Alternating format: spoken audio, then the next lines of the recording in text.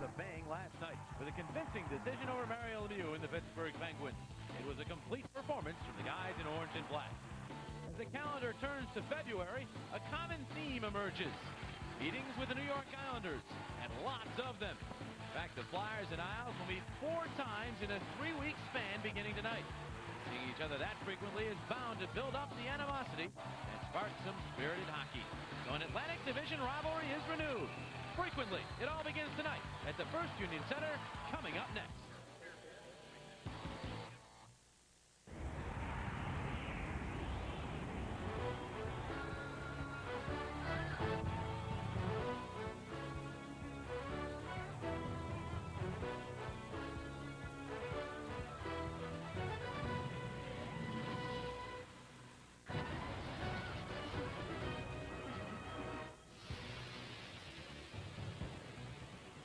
It's the final game before the All-Star break for the Philadelphia Flyers, and what do you know? They're on home ice for a change as they welcome the New York Islanders to the First Union Center. The second of 5 meetings this season, the first of 4 this month between these two teams.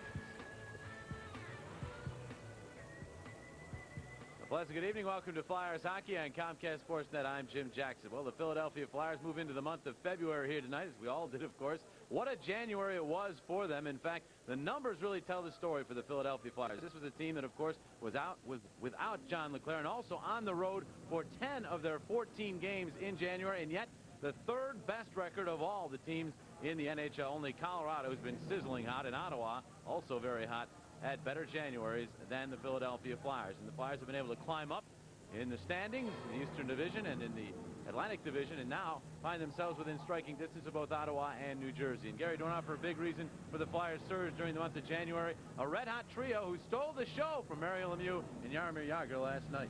Well, the Flyers marched into Pittsburgh, have not won there this year, have not beaten the Penguins, and everybody expected Lemieux and Jagr to really steal the show, but oh boy, that was not the case. The Primo line took over, and they registered 10 scoring points. But it was a combination of speed, going to the net, setting up passes, and that trio they really enjoyed last night's match, and obviously want to continue that tonight against the New York Islanders. Well, for Primo, he's getting a lot of success by going for the net. He seems to overpower the defensemen that are trying to contain him, and he's just putting the puck in because guys are getting him the puck. What a neat deflection that was. And he has 11 goals his last 13 games. For Mark Recchi, he's been the playmaker, taking over the lead with 28 assists, but he's also there just to tip in shots, and he got 2 how-do-you-do goals. And, of course, Gagne ended up with 3 assists, being the playmaker in that particular night. So I'm expecting a lot more explosive power from this trio tonight. And certainly we will be watching the offense in this hockey game tonight. We will also be watching a very intriguing matchup between the Pipes for both of these clubs. Steve Coates, a couple of guys in their first years in the league, although a little bit different age when you're talking about Roman Cechmanek and Rick DiPietro. I would say 10 years to be exact. Actually, when you take a look at Rick DiPietro, he's the #1 guy now. He's going to eventually take over the New York Islanders goaltender spot.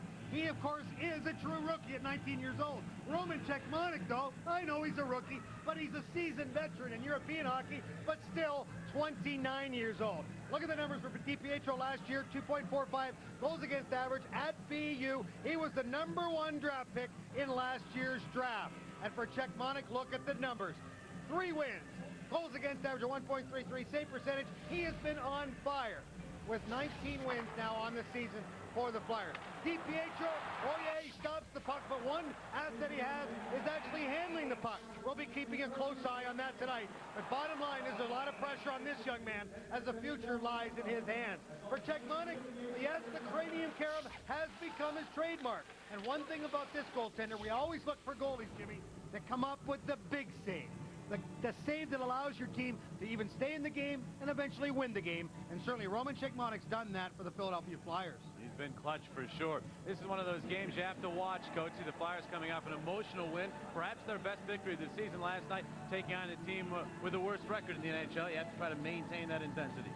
Wasn't that a great game last night? It certainly was. I mean, wasn't that hockey? It had everything. It had the fisticuffs, it had the physical play, it had the great scoring, the great skating, and I just think that the Flyers did a great job last night. But to boil down to what you had just said, you're coming home, you're going to be playing against an Islanders team that you know that's not going to make the playoffs. So that makes it even harder for this hockey club, and it makes them understand, hey, listen, you got to work harder to get up for teams like the New York Islanders than you do for teams like the Pittsburgh Penguins. All right, well, this is a special night for one Luke Richardson. He will play in his 1,000th NHL game tonight. There's a ceremony just about set to begin down on the air surface. Let's head down to Lou Nolan. Tonight, Luke Richardson will be playing his 1,000th NHL game. But before he does that, some people would like to recognize and congratulate him on his latest accomplishments. With us here at center ice are Luke, his wife Stephanie, and his parents Sally and Glenn.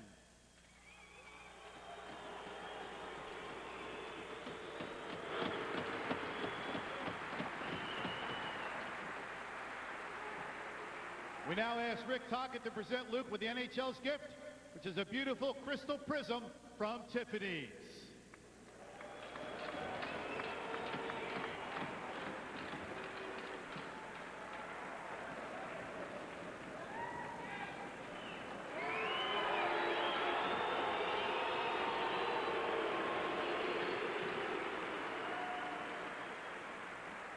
Next, Luke, your teammates, represented by Rick Tocchet, Mark Recchi, and Eric Desjardins, have purchased this beautiful wine fridge to be put in your home.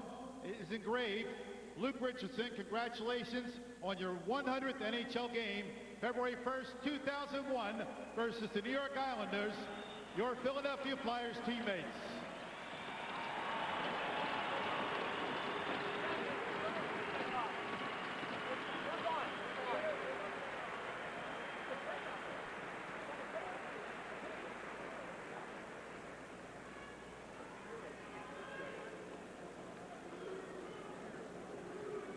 Now we ask Captain Eric Desjardins to present you with the Flyers organization's gift, an engraved Patek Philippe watch, which is engraved Luke Richardson, 1,000th NHL game, February 1st, 2001, the Philadelphia Flyers.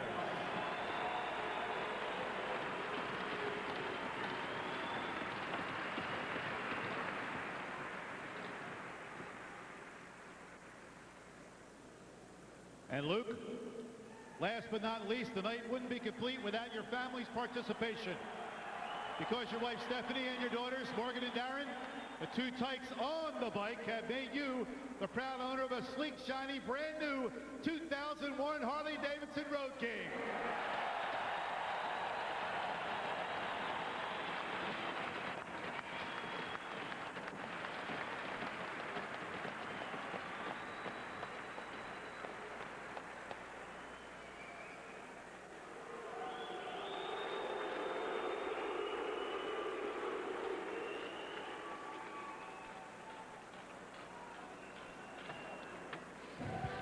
Tonight's Flyers-Islanders game is brought to you by First Union, your guide to the financial world. By Pico Energy, no doubt about it. By your local Toyota dealer, where you will always find real values. And by Bud Light, proud supporter of the NHL.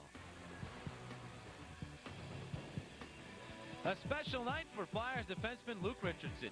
14 years ago it all started, and tonight, at the relatively youthful age of 31, Luke Richardson will take part in his 1,000th NHL game. The steady, durable defenseman has built a lengthy career on determination and perseverance.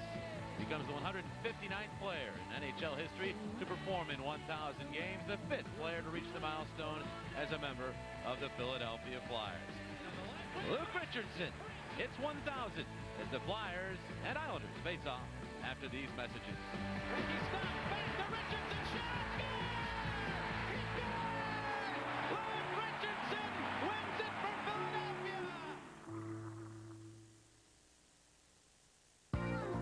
Cast Sportsnet is brought to you by First Union, your guide to the financial world. And by Lowe's Home Improvement Warehouse. Lowe's, improving home improvement.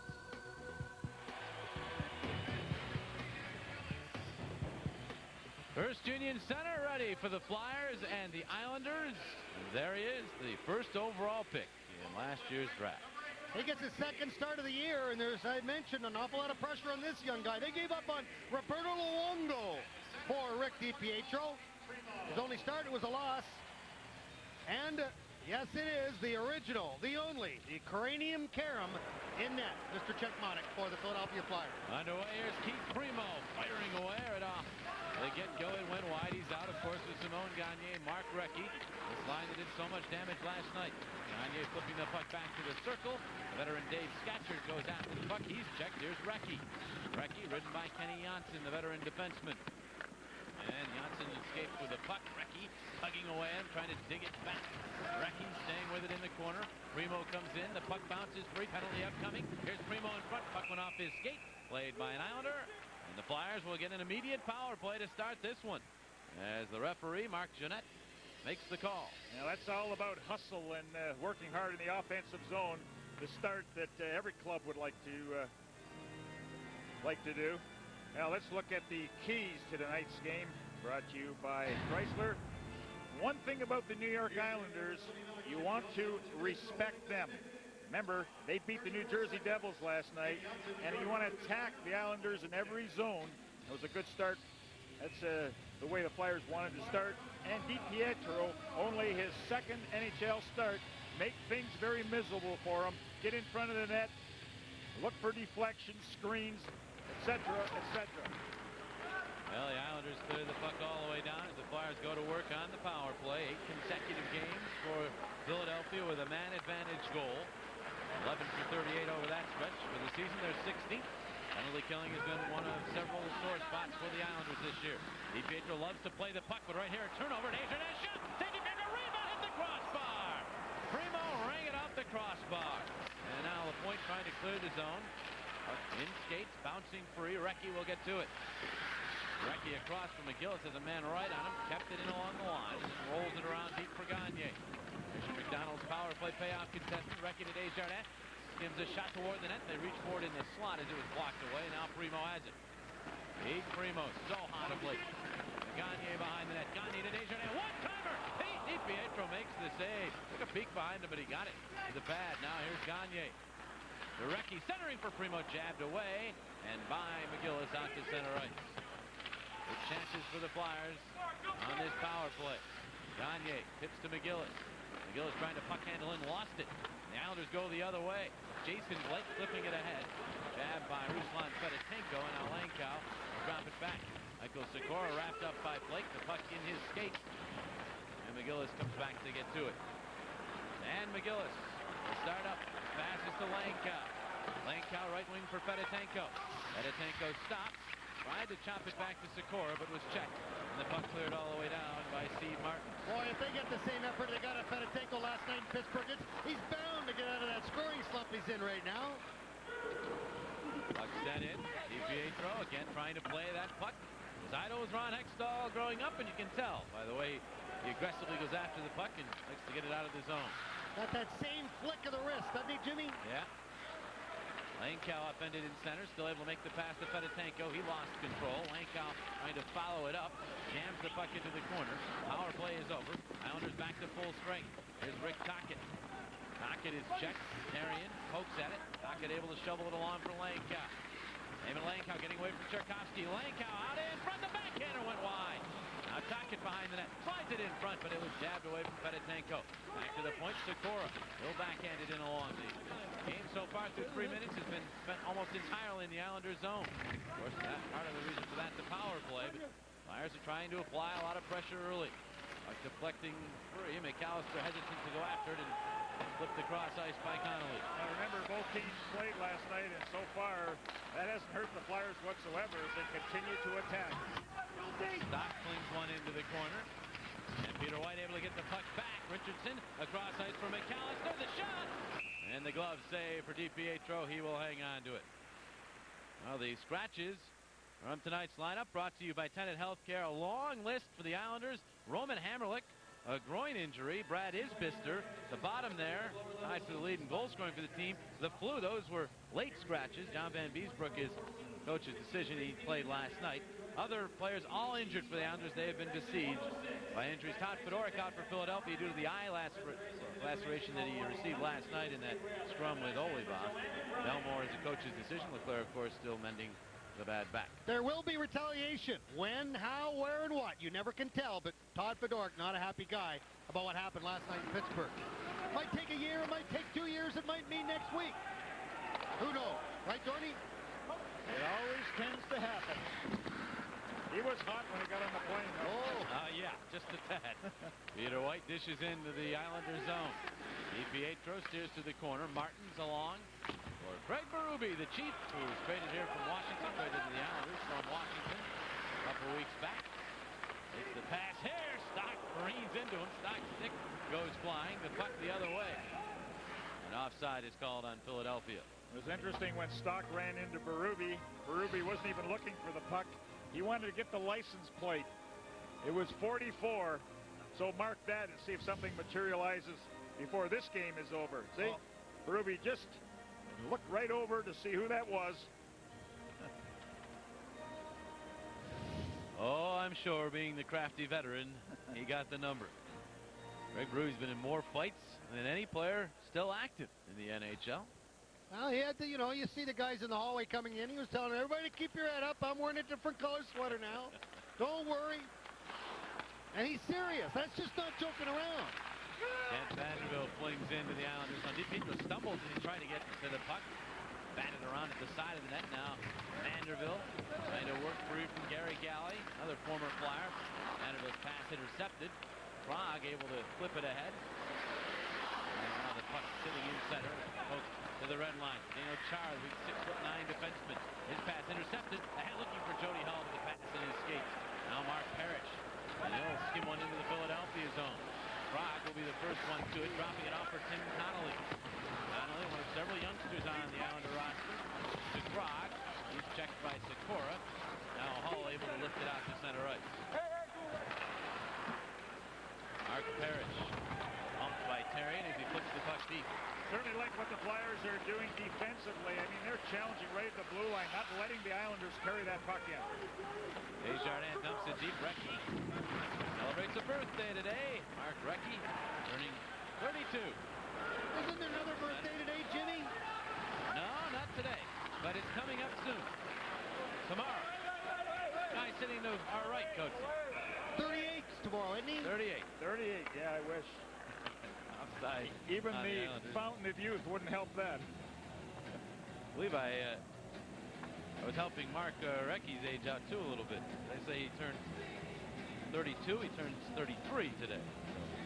He'd be very happy that you said that. Yeah, I'm sure he's happy I pointed out the mistake. There he is, the birthday boy.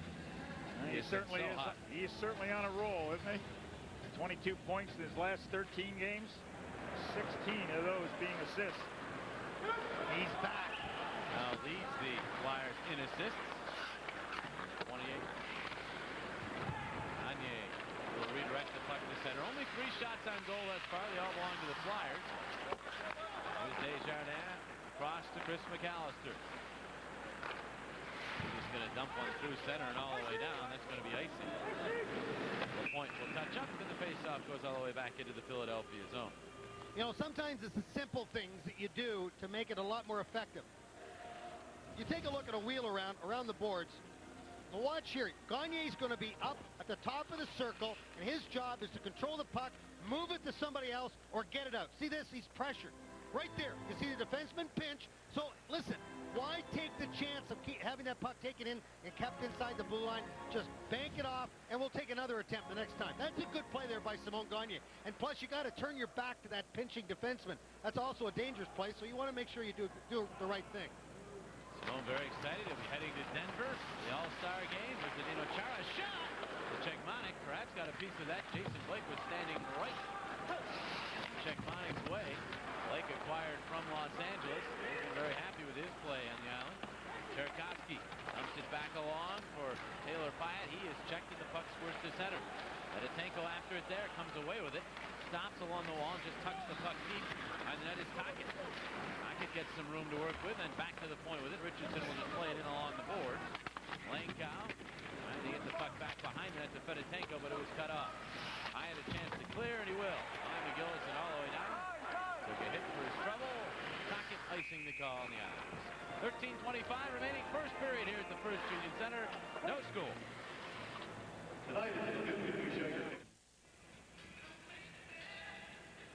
Nate Primo, Mark Recchi looking on. Waiting for the first score of this hockey game between the Flyers and the Islanders. Islanders, speaking of the All-Star game, do not have a representative in the All-Star game. First time in franchise history. Top shot by Langkow, steered away by DiPietro. Langkow comes over and rubs out Mark Lawrence, allowing Richardson to play the puck. Islanders able to get it back at Aris Permanis. Yet another former Flyer goes back to get it. Schultz will play it out through center. Richardson's back to get to it. Luke Richardson circles the net. Could have had Langkow, could not come up with that. And Aris Permanis plays it instead, threw everyone in all the way down. So after a spirited start, very choppy over the last 3 or 4 minutes. Icing call is made. Let me ask you this. The Islanders, 5 guys over 100 hits, one with 243. Does that make them a really aggressive hockey club? Or is it the way they count score in New York? Well, it might be the Islander count. it might be the counting, be a little bit liberal. Because I haven't seen much of that hitting here tonight so far by the Islanders. Well, I'll tell you one thing, though. I wouldn't, you know how many years you'd say, oh, that big guy, I wish that big guy would hit, that big guy would hit. Boy, you know, here's that big guy, I wish he'd take a body. This guy takes the body. Get Chara, 6'9". Yeah, you don't have to say that about him. Although whether he has 243 of them at this point might be up for debate, he does have quite a few hits. We'll give him that. Let's put it this way. They're all on the island. That's right. About 240 of them. Justin Williams back in the lineup for Philadelphia. He's taken off the puck. Permanis ahead.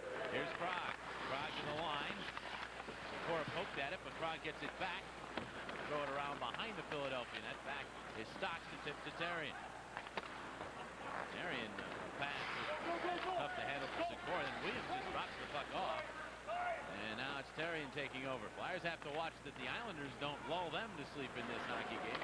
Came out with good pace, but they're having some problems here. Connolly, an interception. Now Krog will throw it into the Philadelphia zone. Yeah, when you're a team, you don't want to worry about what the Islanders do. You want to make sure you execute what you want to do and not play to the Islanders' level. I mean, they're just going to try and tighten things up and wait for scoring chances, not really force. They beat the Devils last night, although Van Beesbroek was a big part of that. His Islanders were heavily outshot. But if they can beat the Devils, they can take anybody. Here's Ranheim. All Ranheim. Pass tipped ahead. Hull redirects to Manderville. And Manderville lost control as he got to the Islander line, and the puck is flipped ahead. And here's Blake, the right wing feed. Taylor Pyatt. Offside goes Marius Tchaikovsky, and so play is stopped. I'll experience the thrills of Flyers hockey, 76ers basketball, concerts, family shows, and more from club box seats at the First Union Center. And you'll have the winning formula for success.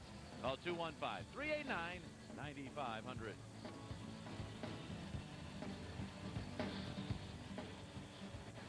Well, his brother got traded today. Oh, there's his numbers right there. The scoring opportunities, rather. 3-0 for the Flyers. But Wayne Primo.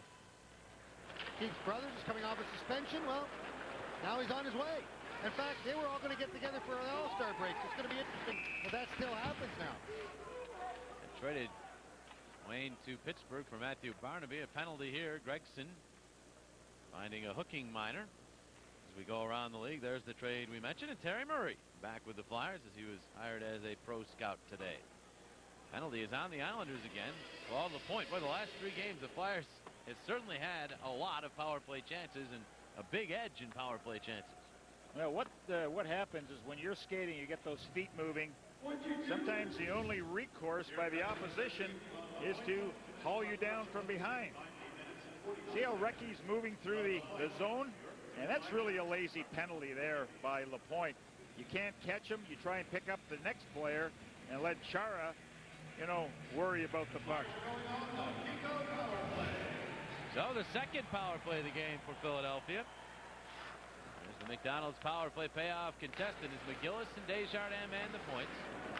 Gagne, Primo, and Recchi are down low. Pietro flipping the puck along. Tchaikovsky has it. Marius Tchaikovsky will flip it into the Philadelphia zone. And now Desjardins to get things settled. Pass is to McGillis. Ahead for Recchi. Recchi will throw it to the middle, but that's going to wind up with a stick of Kenny Johnson. And it's thrown back down the ice. McMonic hanging on. Here's McGillis. And McGillis will move up with it. Recchi beat him in. Flyers not sharp here early. It's offside the call here. They'll drop it in the neutral zone. 1:14 still left on the penalty. You know, in last night's game, we showed some plays, the Flyers coming out of their own zone. And when they're successful, everybody comes back in deep and they start to rush together. But when you cheat and don't go all the way back, now you eliminate some of your options in coming out of your own zone. Well, the Flyers' power play has been good. Almost 30% over the last 8 games with at least 1 goal in there. The penalty killing has contributed 3 shorthanded goals the last 5 games. When you're +8 over a 5-game stretch, you're going to do some damage. Shorthanded goal and a power play goal helping them to the win last night. Home power play has been better than the road man advantage. Now pass from his side of the red line, making that icing. Galley touches up. See what the Islanders, they move everybody back into the neutral zone, so it's just a matter of crowding that neutral zone to cause any problems for the Flyers coming up and carrying the puck through that same zone. And when you try that cross-ice pass, watch, you'll see all 4 Islanders in the blue line area. Watch this. He'll come back in. 1, 2, 3, 4. There they all are. So now you're trying to get the rhythm to come back into the zone, to get into the offensive zone. But when you try to make that cross-ice pass, boy, that's a tough one to make there, Dorney. Well, it is, and then, you know, Langkow, all he has to do is take 2 more strides and he's over center ice. Then the play is onside. Off the draw, Langkow will move up with it. Pestered from behind, a quick pass to Tocchet. Now tipped ahead to Fedotenko. Played it in, but right there is DiPietro. The Flyers get the puck away from the goalie this time as Fedotenko knocks it down. Tocchet back to Sikora. Thought about the shot, now the pass. Terry takes the shot. Save DiPietro on the rebound clear. Monic back the puck to Sikora, and right on him is Blake. They'll drop it back, and Terry will go back to get the puck. 25 seconds remaining on the power play. Now, what is certainly very noticeable early in this game is DiPietro. He follows that puck right into his glove or pad. So Flyers need to do something else and get somebody in front of them and look for deflections. Flyers have a pass broken up at the line as the final seconds of the power play tick off the clock. There is Jerkowski to Cairns. Ahead, that's a 2-line pass to Connolly. And so play stopped. Saturday at 7:30 on Comcast Sportsnet. Don't miss the Wings take on the Buffalo Bandits. Lacrosse action live from the First Union Center. Wings lacrosse on Comcast Sportsnet. Totally Philly. Totally sports.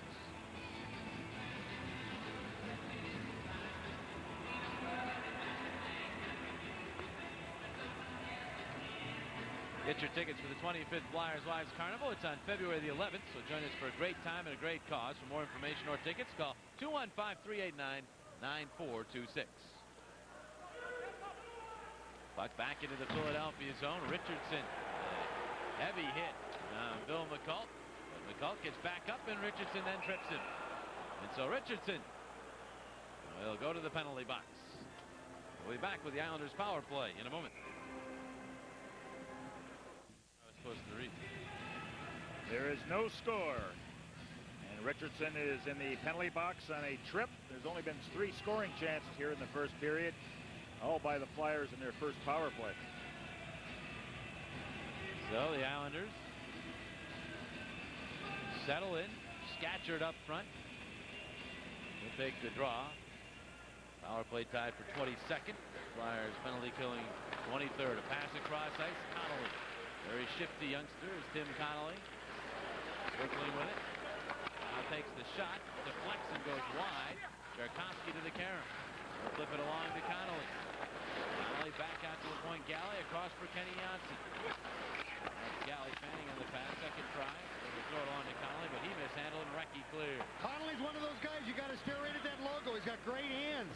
And if you drop your head, take a look at that puck. 1 minute's going to be there, and 1 minute it's going to be gone. Sikora to it, and he'll just float one all the way down. 40 seconds into this Islander power play. DiPietro played it off the back of the net. I think one thing he's got to learn that as a goaltender, you try to do too much, it's going to bite you. And he came very close to coughing it up behind his own net. Segura will go back for the icing touch up here, so the Islanders ice it on their own power play. Yeah, he seems like he's going to go after it no matter what's going on around him when that puck is anywhere near the cage, Rick DiPietro. Coach, you remember with Hexy? I mean, Hexy would handle the puck, but his number one on his list is you set it up for your defenseman. If that option isn't available, then you go to option 2 and shoot the puck out yourself. But you want to use the defenseman and not get caught doing too much. Well, you know, it took a year to learn that. See, that cat-like quickness, tremendous puck handler, feeds off the pressure. I mean, you see it when you talk about this kid, they always talk about the puck handling. But Hexy, this first year, he was so excited about having the crowd being excited about him firing the puck. He used to fire right off the glass and out, but it was going back to the other team. Finally, so listen, take advantage of that, Ronnie. And that's when he learned to do what just Jordy mentioned. All right, with some nifty stick work, getting the puck from Vanderbilt. Throwing it along, Desjardins will just dump the puck deep into the Islanders zone. Islanders down to 45 seconds remaining on this power play. Romanis to Krog. Krog on the red line will drift one in. Therrien is there. Blake to the puck. And Therrien unable to move through all that traffic. Romanis to Jason Blake. Back to Romanis. His wrist shot deflected, but didn't have much on it by the time it was redirected. Galley able to keep it in at the point. Flips one door to the net. Checkmonic fought that one off. And Therrien able to get to the puck. And Therrien will clear. Final 15 seconds of the power play. DiPietro was racing out after that puck. Didn't really accomplish a whole lot right there, but the pass at Blake. His shot muted out high, pushed wide. Checkmonic bumped by Blake as he flips the puck to the boards. Kept in his own. Richardson knocks it away as he's out of the box, and the Flyers move up. It's a 2-on-1. It's a 3-on-1. Here's Hall. The pass, McGill, the shot, and he missed the net. High and wide, and now the counter rush, but good play by Tocchet. He get his stick on the cross ice pass, and now White turns it into the Islanders zone. See, when you got Peter White coming in on the 2-on-1 deep, it draws the defense deeper, allowing McGillis to come in as that trailer. Nice play by Jody Hall. Puck goes off Fedotenko's stick up into the crowd. Bill Barber looks on. You know, that was set up really well, but I think what Jody Hall did is he telegraphed where he's going to put it. Now, if you just stop it there, see, the pass has to go across. Look at the angle of his body. And DiPietro, see, he moves immediately. I mean, he was over there, ready for that shot, and I tell you what, I don't think I would have wanted to stop that one. That had mustard on it. And, you know, he had it perfect in the right spot, right idea. He's going one way, I'll go in the opposite end, because by the time he gets over to the front of me, all but just fired off that post. But he missed. And you got to hit the net. Made a good sound, though. A lot of noise off the Herculite glass. No easy miss. There's Romanis. Pass ahead. Tipped by McAllister. Able to force the puck free to Langkow, and now ahead to Fedotenko. Son Fedotenko and to Tocchet. Tocchet and Fedotenko in slumps in terms of goal scoring. Langkow back out to Richardson. Richardson rips the one that deflected to the corner. Chara there. Fedotenko will get the puck. Drops it back along for Tocchet. Tocchet centering it in from Langkow, and he tipped it wide as he was being checked. Fedotenko stick tied up. He and Mark Lawrence in a battle for the puck. Lawrence comes away with it. Fedotenko stayed with him, and now Chara has control, and he'll bank it ahead and out of the zone. Very quiet First Union Center. Here's Luke Richardson. After Recchi whipping it across ice. Gagne will try to beat Janssen and will. Gagne coming in the shot off the goal post.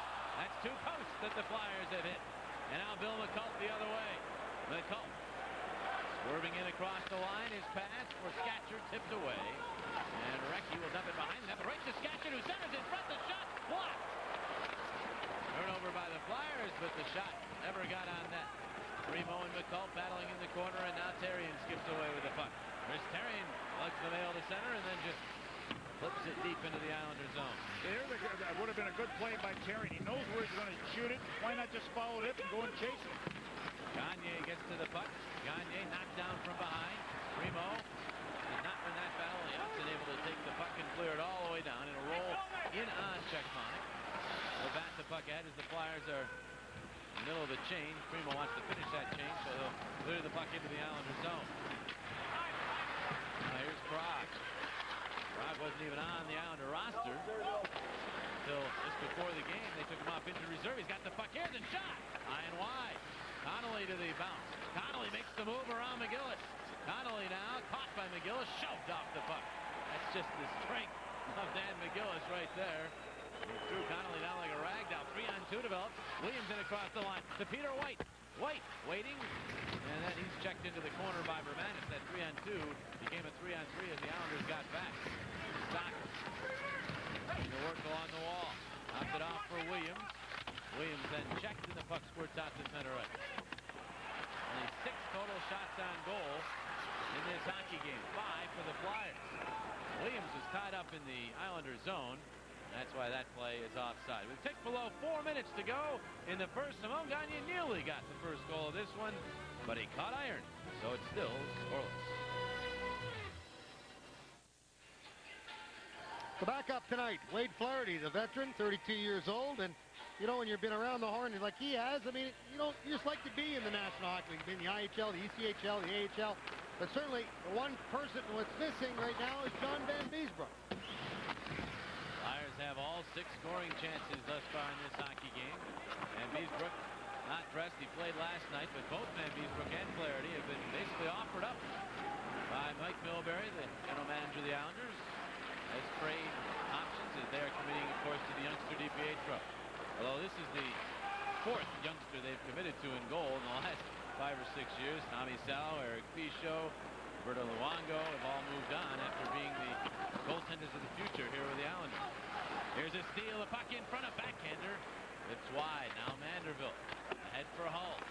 Hull to Ranheim, and they'll just toss it into the Islanders zone. Flyers will change up. Pick down to the final 3 minutes of this first period. Doc dropping it off for Langkow, and he'll just spin it in. Pietro pushing the puck to the corner. Krog chops at it, bouncing high in the air.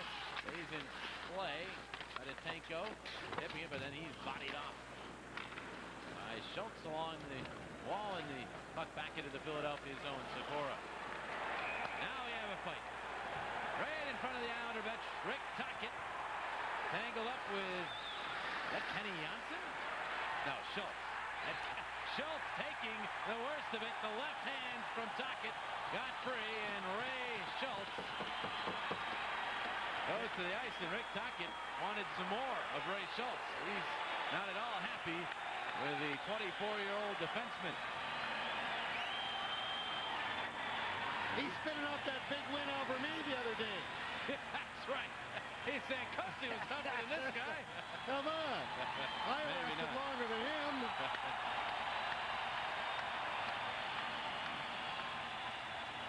Well, while they clean up the gloves and sticks, the Phantoms we can tell you about. They host the Worcester Ice Cats tomorrow night at 7:05 at the First Union Spectrum.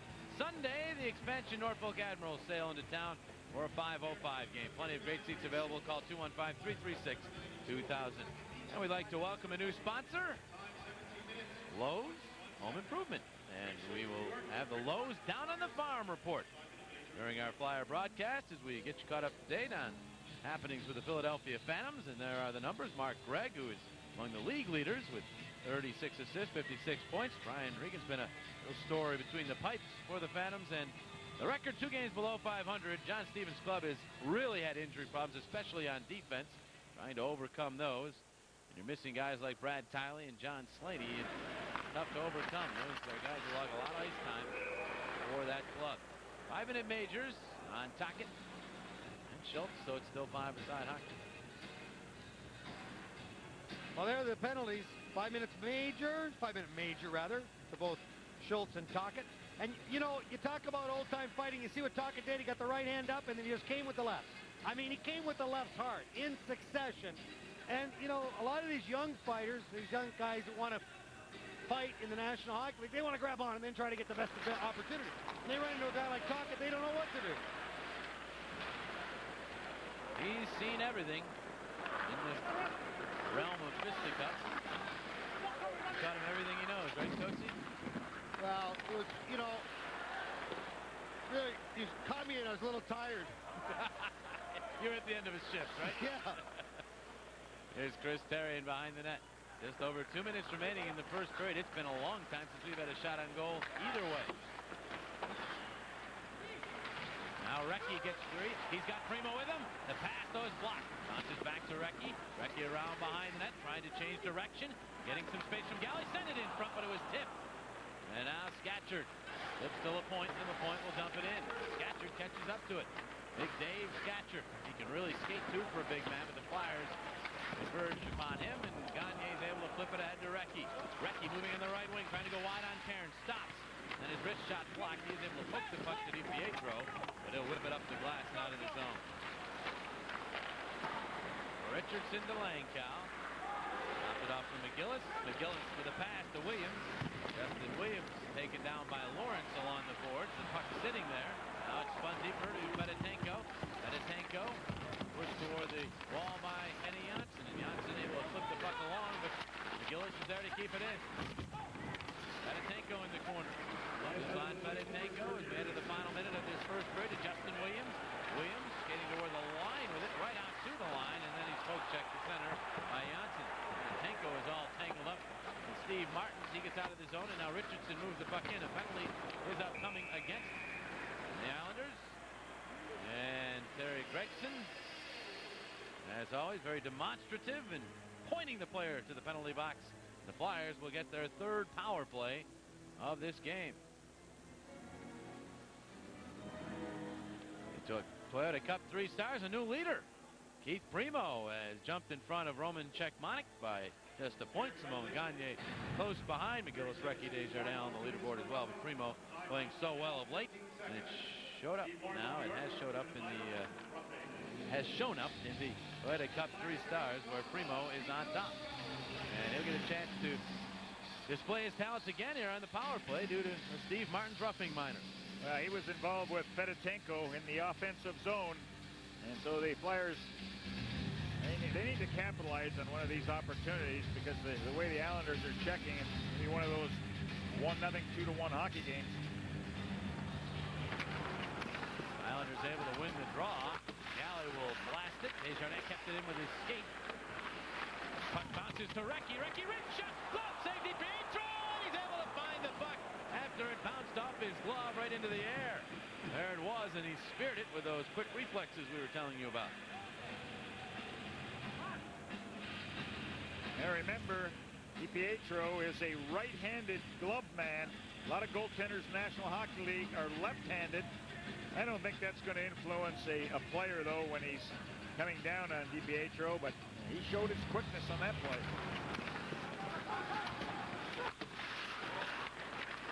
Well, let's take a look. You want to talk about Primo, and you're talking about the size of Chara. Look at that. Now, we know Primo's 6'5". Does that give you a little perspective? And here's the big guy with the puck, Chara, and he's going to lug it to the neutral zone. His pass to Connolly.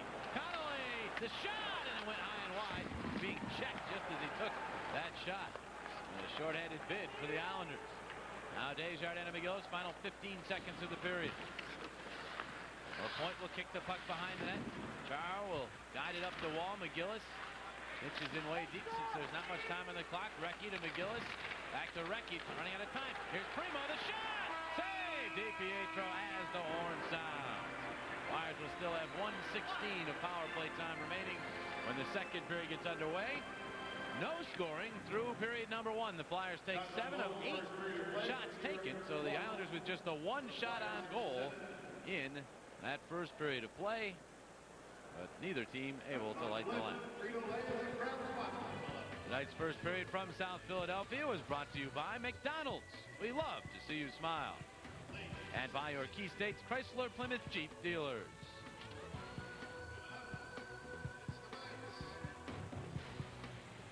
Well, big night for Luke Richardson, and right now he's downstairs with our Scott Hansen. Scott, take it away. 1,000 career NHL games. We'll get to the hockey in just a second, but of course, Luke, I got to ask you, how great does it feel to have the NHL, your team, and your family honor you like they did before the game? Yeah, it was really nice. I've been looking forward to it for a while. It's something that's kind of crept up on me the last few years. You know, the games pile up, and you don't realize how many years you've been plugging away at this, but it's a lot of fun, and I enjoy it every day, and I'm looking forward to a long way to go. Did you ever think you'd make it this far? I remember when I started, I was just happy to be there, just like the young guys are here today, and I remember my first year, Boris Salmon got his 1,000th game, and I was there, and it was a really neat thing to see when I was young, and it was something to look forward to, but I thought it was a long way away. We'll talk a little hockey here. We'll talk to you more about the ceremony at the end of the game, but nothing here at the end of the first. You're facing a 19-year-old rookie in goal, and you've got a minute and 16 power play to get something done here in the second period. Yeah, he really plays the puck well. We talked about it before the game, and we tried to keep the puck away from him, but he's out there a lot, and he can really handle it. So if we can steer the puck away from him and make his defense do all the work,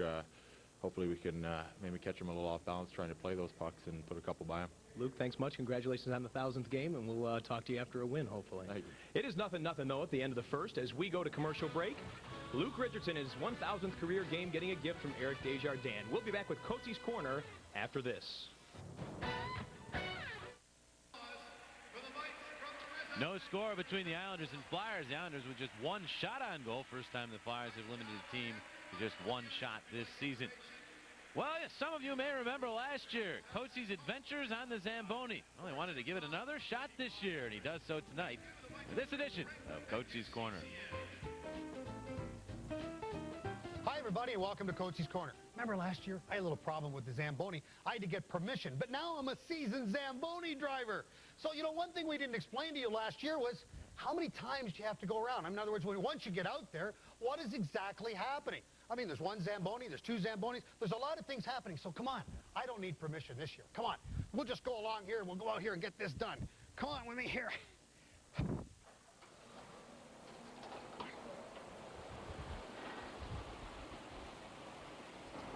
Okay, now we're on the ice. What we're going to do is we're going to go around clockwise, around the rink. Now, I'm not going to take the chance of going up against the boards because then they wouldn't be able to do the game.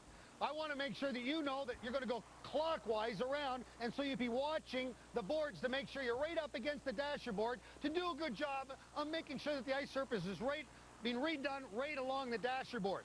So you're going to move down slowly. I don't want to go too quick. But at the same time, we're going to go around the ice surface like this. Now, normally, for one Zamboni, you're going to go approximately 8 times around. But with 2 Zambonis, you're going to go 5 times each Zamboni. So now, let's pretend we're still against the boards. Now we're going to move around. We're going to make this turn. Stick with me now. There's the big turn that's coming up here. We're going to make the turn to come back up the middle of the ice. And we're always now going to be looking to see where we are as far as the ice is concerned. In other words, the driver can see the difference between the old ice and the new ice. So he wants to follow that line.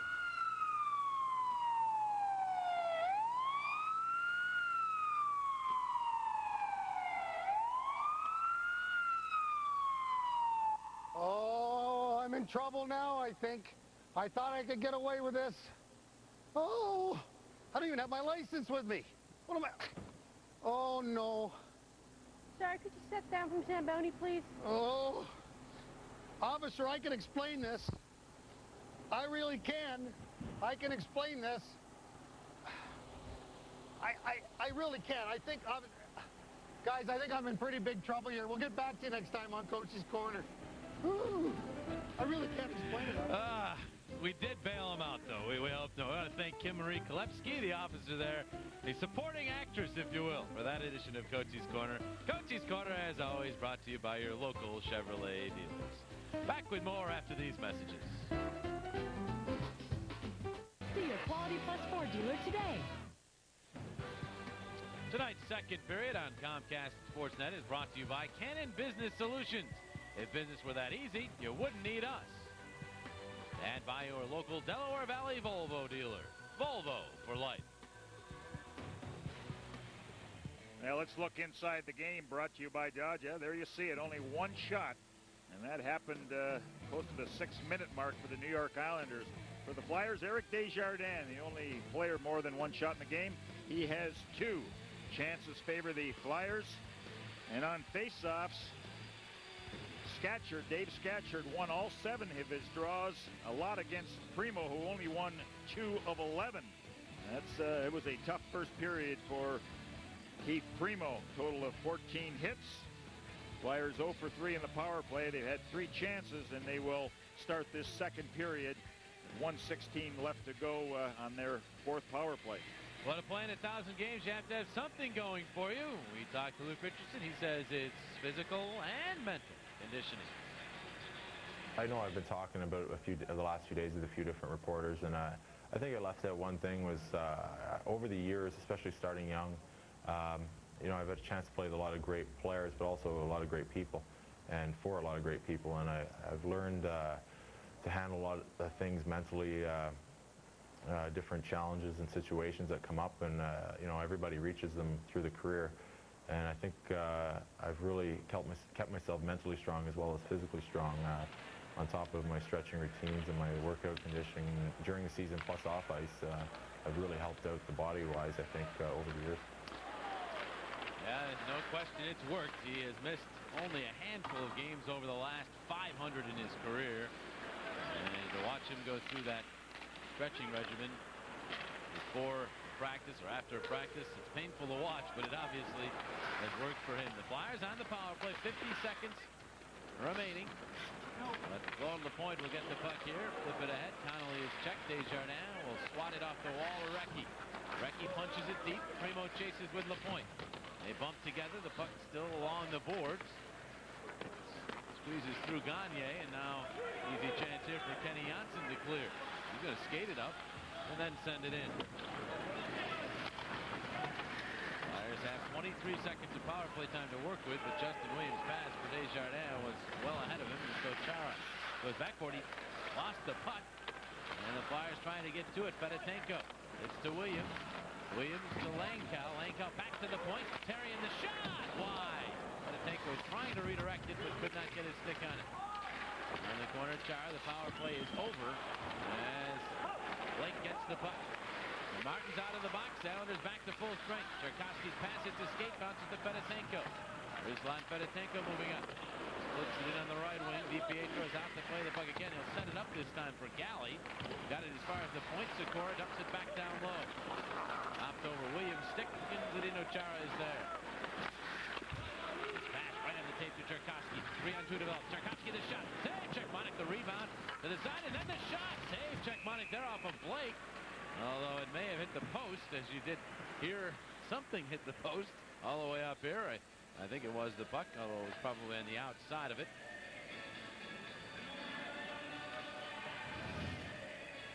Look at the play by Chara. First of all, let's get the shot here by Tchaikovsky. And then you hear the pipe. Well, we don't have the audio on. We apologize. Take our word for it. Hit the pipe. Made it ding, ding, ding, ding, ding. But, guys, a couple of years ago, 3-4 years ago, I watched Chara when he first came in the American Hockey League play with the Kentucky Thoroughblades, and he was like a fish out of water. Very unorthodox. He didn't really skate very well. I'm telling you, he has come 3, maybe 4-fold in his accomplishments now in the National Hockey League. As a player. There's no doubt about it. He is sought after. Whenever the Islanders are talking trade, you can bet the other team's going to talk Chara. I don't know as if the Islanders are really looking to move him, of course, but people will ask about him. There's the profile. Huge and nasty. I like that. Loves to hit. So you got the combination of being huge and nasty, and he loves to be able to take advantage of that. And dedicated defensively. I tell you what, you stretch me out to 7 foot, and I can be nasty too. You're looking down at everybody. You towered over everybody when you played, Dornhofer. Yeah, he was a big man when he was a big guy. Yeah. Now you just be one of the boys. Yeah, exactly. 6'9", 255. 6'9" sounds funny, but that's exactly what he is. There's White. Down behind. DJ Stock trying to get to it. Islanders have it instead. Yeah, but on skates, he's 7 foot. That's right. His father's a wrestler, was a wrestler over in the Czech Republic. As soon as father's a large man, too. There's Desjardins. Keeping it into the point. Flips it to the corner. Cairns is bumped. Puck spun free by Connolly. Nice work. They get the puck ahead to Parrish. Mark Parrish moves up. Parrish the shot deflected away by McAllister. DJ Stock and Connolly together along the board. Both free by Desjardins. Just about 3 minutes in, second period. No score. 10 total shots. Not a lot happening offensively in this hockey game. Islanders went 15 to 16 minutes between shots. But the Flyers, after a good start in terms of pace, have settled back now. And this game is obviously very much up for grabs. There's McAllister banking it ahead, but it's cut off. And a quick shot by Berube is patted away by Czechman. Desjardins with a couple Islanders around him. He's spun around. Primo gets back to help out. Gagne, and he'll swipe it out through center and all the way down. They're going to call that icing. So Chara will touch up. Well, Rick DiPietro, told you so much about him. First overall pick. He spent, of course, the first part of this year in the minor leagues. And he was very active in the Islanders system. Well, he was with the Chicago Wolves in the IHL, and then you're going to see some highlights of him with the World Junior team. He went 6-1 over there. He has second goals against average, second best goals against average. You see the youngest players right now in the National Hockey League. Justin Williams is right there in the middle, and Rick DiPietro is right behind him. Yeah, they're by it too. So 3 of the 5 youngest players in the NHL on the ice here tonight. I'd love to know why they sent him to Chicago. Yeah, sure, perhaps thought he might get more ice time in that situation. Yeah, the Islanders must think they've hit a bonanza. They've already had 4 shots here in this second period. The Flyers are the team that does not have a shot. Cairns ahead. 2-line pass to claw the point. Pass cannot go over 2 lines, of course. The player preceding the puck, and so face-off was all the way back to where the pass originated from. Well, watch Claude Lapointe. Watch this pass. This is why you got to watch yourself. You get caught. 2 men. Look at that. Right in the middle. And is it offside, Doherty? Let's have a look. We'll continue on. Oh, by a half a foot. Boy, you got to give Claude Lapointe a lot of credit. Boy, what a career he's had. Taken, 12th round by the Quebec Nordiques. 12th round. We'd have to do a study how many 12th rounders in the National Hockey League. Not many. 243rd, is that what he was? 243, something like that? Up there. 5'9", 188. It's always been, as with so many players, you know, he's just not big enough, but there's just too many good players who aren't 6 foot, who are shorter, and that are doing well in this sport. Still obviously a place for them in this game. McGillis behind for Richardson, but getting to it instead is Jason Blake. He's checked. The puck will roll on out to Kenny Janssen. He'll drop it back to Cairns. Cairns pass denied in center, but jumping to it is Tchaikovsky. The puck was hit with a high stick, though, so another whistle. Yeah, the Flyers, they want to get another win under their belt before they hit the All-Star break, and right now they got a frustrated group because the Islanders are checking very closely, and this is when you really have to dig deep for that second effort. And your shot total, not very many of them, and the Islanders got all 4 shots here in this second period. Mike Stothers and Bill Barber in conversation. There's Permanis to the puck. Check. Primo will tip it back to Terrien. Now it's Michael Sikora making it ahead to Recchi. Recchi gains the line and pass to Primo. Primo flipped it on through the slot. Terrien will take the shot. That deflected and bounced wide. Recchi with Primo. Primo for Gagne. Instead it's to Recchi in front, but he was checked just as he got ready to take the shot. Prague the other way. His pass off the mark, and they blow it dead on the offside. This is one of those dangerous games. We're 15:22 remaining here in the second period. There's not a heck of a lot going on. Islanders got 4 shots in the second period. This is the longer you keep them in the game, the longer they're going to stay in the game. They're going to gain a little confidence. They're going to play a little bit tighter to the vest, and they're just going to wait for the odd man rush to come the other way, and next thing you know, it's in the other net. Yeah, Coach, the Islanders have no choice. When you're averaging 2.3 goals a game, they don't have firepower out. Of course, one of their better scorers, is not in the lineup.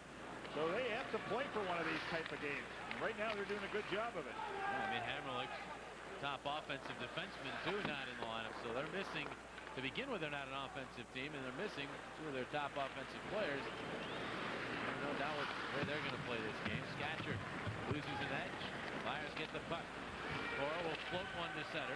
Batted at by Galley, played by Gagne. Drop pass for Primo. Back to Gagne. Gagne then tried to pass. Recchi pushed into the goaltender. Net comes off its moorings. An interference penalty.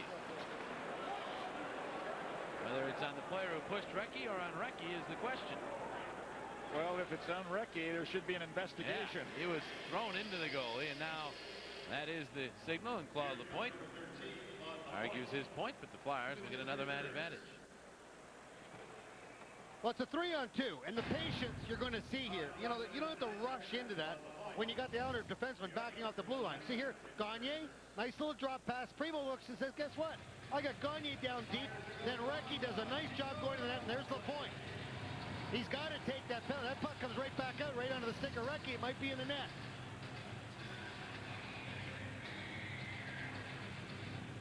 Now, there's one guy that's still around that I played against, Lauren Henning. But scoring as well. Yep.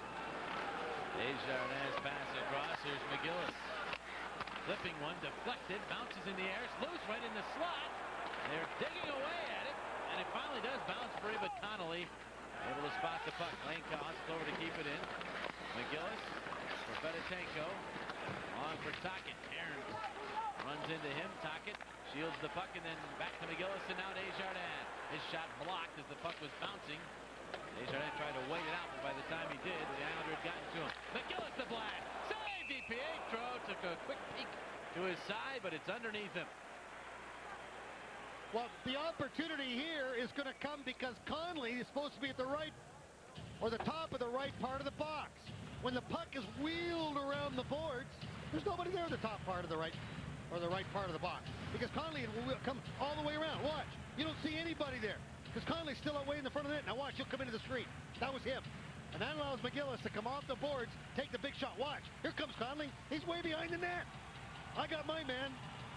Got a little out of position there, Jimmy. And I don't really think you want Dan McGillis loading the gun and blasting away. He has that shot we've talked about so much. Right there, DiPietro had trouble with it. Well, the Islanders able to clear all the way down. 1:15 remaining. Well, seven of the 9 shots by the Flyers have been on the power play. Here's Keith Primo. Primo tugged at by Jason Blake. Carries on, flips it off from McGillis, who jabs it back behind the net. Primo around. Referee got in the way of Gagne. Desjardins gets the puck.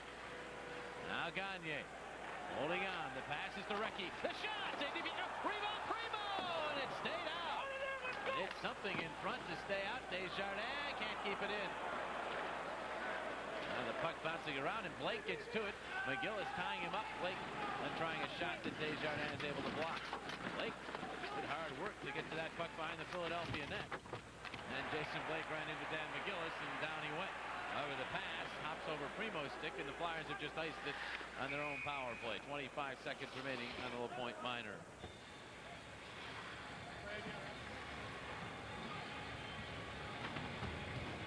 Philadelphia Wings host the Rochester Nighthawks this Saturday at 7:30 at the First Union Center. Great seats are still available. Call 215-389-WINGS. Operators are standing by right now. The World Championship banner for the Wings. A lot of banners here at the First Union Center. We talk about the Flyers, the Sixers, the Wings, Bruce Springsteen banner. There's a Steve Coates banner. I had it made. It's up here in the back of the booth. It's a foot by a foot. It's a handbell. It's a Bud Light banner. That would be very symbolic. Good. Neil Duell here to the left of Czech Monik. Flyers get control and have time to begin one more rush with this power play. Burying ahead. Fedotenko could not hang on. So Cairns assumes control. Janssen will float one all the way down in on Czech Monik in the air. Will just about do it. 3 seconds remain on the power play as Terrien moves the puck up. Chops it in. Out of the box is Lapointe. DiPietro playing the puck to the corner. Lane Cow is there. For Tocchet. Tocchet works the puck free. Centered it. Bounces on through to Sikora. Sikora rips one to the corner. Tocchet after it. Takes the hit from Janssen. Moves through it. Gives to Lane Cow. Back to Tocchet. Trying to return the feed to Lane Cow. He's tied up. Works himself free. To Tocchet. For Fedotenko. The one-timer floated high and wide. Now Janssen able to push the puck ahead for Tchaikovsky. He moves up with the point. Tchaikovsky tries to to make the move. Got the puck to the point. Back to Cherkowski. And he's leveled by Fedotenko. Got back nicely. Now the long outlet to Tocchet.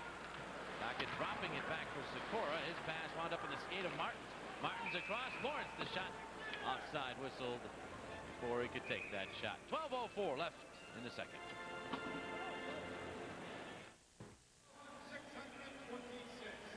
So a crowd on hand watching a scoreless tie thus far between the Flyers and Islanders. Announce team's wardrobe provided by today's man. Call 1-800-950-SUIT to the store nearest you. Flyers are being outshot by 6-2 at even strength, and that has certainly been a high point for the Flyers this year, as they are a +17 and playing at even strength. McAllister floating one through center. Back is Schultz to get to it in front of Williams. White intercepts his pass, but Schultz gets it back. And finds Bramanis. Native of Cleveland, Ohio, Eris Bramanis. Pass ahead off of P.J. Stock's skate to Steve Martins. Martins will wind it in. Did you know that he was a forward at one time? Did not. Yeah. He went to Bowling Green, went back to junior. They made him a defenseman. Martin shot, save, rebound, Pyatt shot, check, Monik the save, and he hangs on. And McAllister gets the glove up in the face of Parrish right in front. He didn't like where Parrish was in relationship to his goaltender. Now that might have been the toughest sequence for Czech Monik thus far in the game. Well, it occurred on a shot from the point. There's the initial shot. I'm surprised that Czech Monik did not use his head on that one. He actually put the blocker way up high to stop it, but he was in great position on the rebound, and then a little facial against Parrish by McAllister.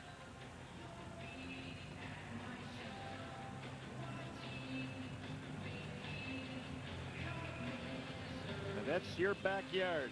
You clear that area, and McAllister certainly did that. There's another of the youngsters. He took that shot, Taylor Pyatt. Gillis wards off Krog, Manderville. Pass at for Ranheim, and now Jody Hull, who had that key shorthanded goal last night, to Manderville. Manderville the shot, and it went wide. He'll get back to the carom himself, drop it off for Ranheim. Schultz bumps him. Ranheim going to keep the puck alive as Schultz continues to work on it. Now you have to guess if you're the other player where the puck's going to pop free, and Manderville guessed wrong. He went out the other side. Here's Krog. He's buried by McGillis. The play is offside. Krog readjusting his helmet after taking the hit from McGillis, and now Ray Schultz didn't like that hit by McGillis on Krog, so he goes over to have some words with the Flyer defenseman. Well, he didn't see to the fact that that's a good play. Krog's looking back. He's got to be able to do two things. He's got to look to make sure that somebody's coming. That somebody being Dan McGillis. At the same time, what? That's a good play there by McGillis. And we've seen it so many times. I mean, there's not many guys in the National Hockey League that hit in the neutral zone or in an open ice area as good as that man at 6'4", 235 pounds. But give Schultz credit. He's trying to stay with the hockey team, trying to prove to Butch Goring that he'll stand up for his teammates. So he goes out of his way. There's been a lot of offsides, the majority by the New York Islanders.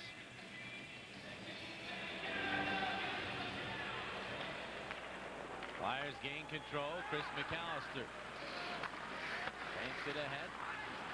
Dino Chara gobbles it up at the red line. Cross for LaPointe. He overskated.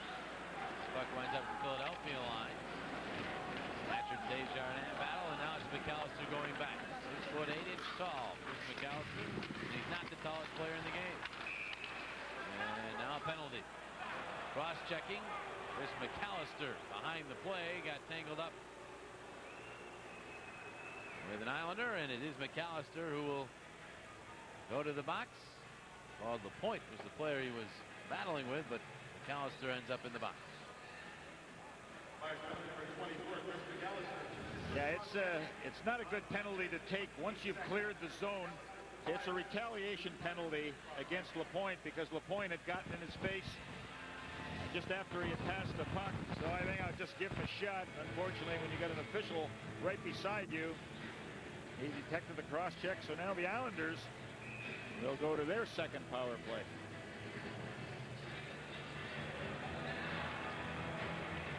Oh, bet you I'd love to be able to have a mic on that man right now. I think I don't know about that. Yes. We could have get the beeping machine ready. Oh, okay, yeah, it would be busy. Beep. It would be busy. Here's a shot, shoulder save, Czechmanek the rebound. Here right back out to the point, but kept in. Galley at one point, Kenny Janssen at the other. Jarkowski, another shot, pad save, Czechmanek, rebound cleared by Hull, but not out. Now Janssen holds it around behind for Scatchard. His pass deflected, and Hull will clear. Now that's what happens when you don't win a face-off. Pressure is there, shots are there, chances are there. That's 9 already shots for the Islanders in the second period. Janssen's pass to Jarkowski, darting in across the line. The shot! Czechmanek makes the save and squeezes the puck. You know, Coatsy, he may look unorthodox, but you notice how square he is to the shooter. When the attack is going against him, he's always square. Now here's some good pressure by the New York Islanders. They wind it up from near the boards. Czechmanek again a high rising shot. That time made the save but got help from his defenseman. See, look at that, how square he is. Boy, look at the way Jarkowski just turned. I mean, he's coming in off the off wing. Usually we see Recchi do that. We take the quick wrist shot. That was just, he turned and got the slap shot off. That's a heck of a play there. Got it again, centered it blindly, and right there was Recchi. And he clears. 1:08 remaining in the power play. Kenny Janssen is back. Janssen gave up the C earlier this year, back in November. He's been the captain of this club. Czechmanek decides to turn The old alley-oop on DiPietro, and he plays the puck out of the zone. Here's McGillis whipping the puck in. Flyers will get some fresh legs on the ice. 45 seconds remain in the power play. Janssen ahead. Prague is checked. Desjardins to the puck, and he will bank it off the glass all the way down.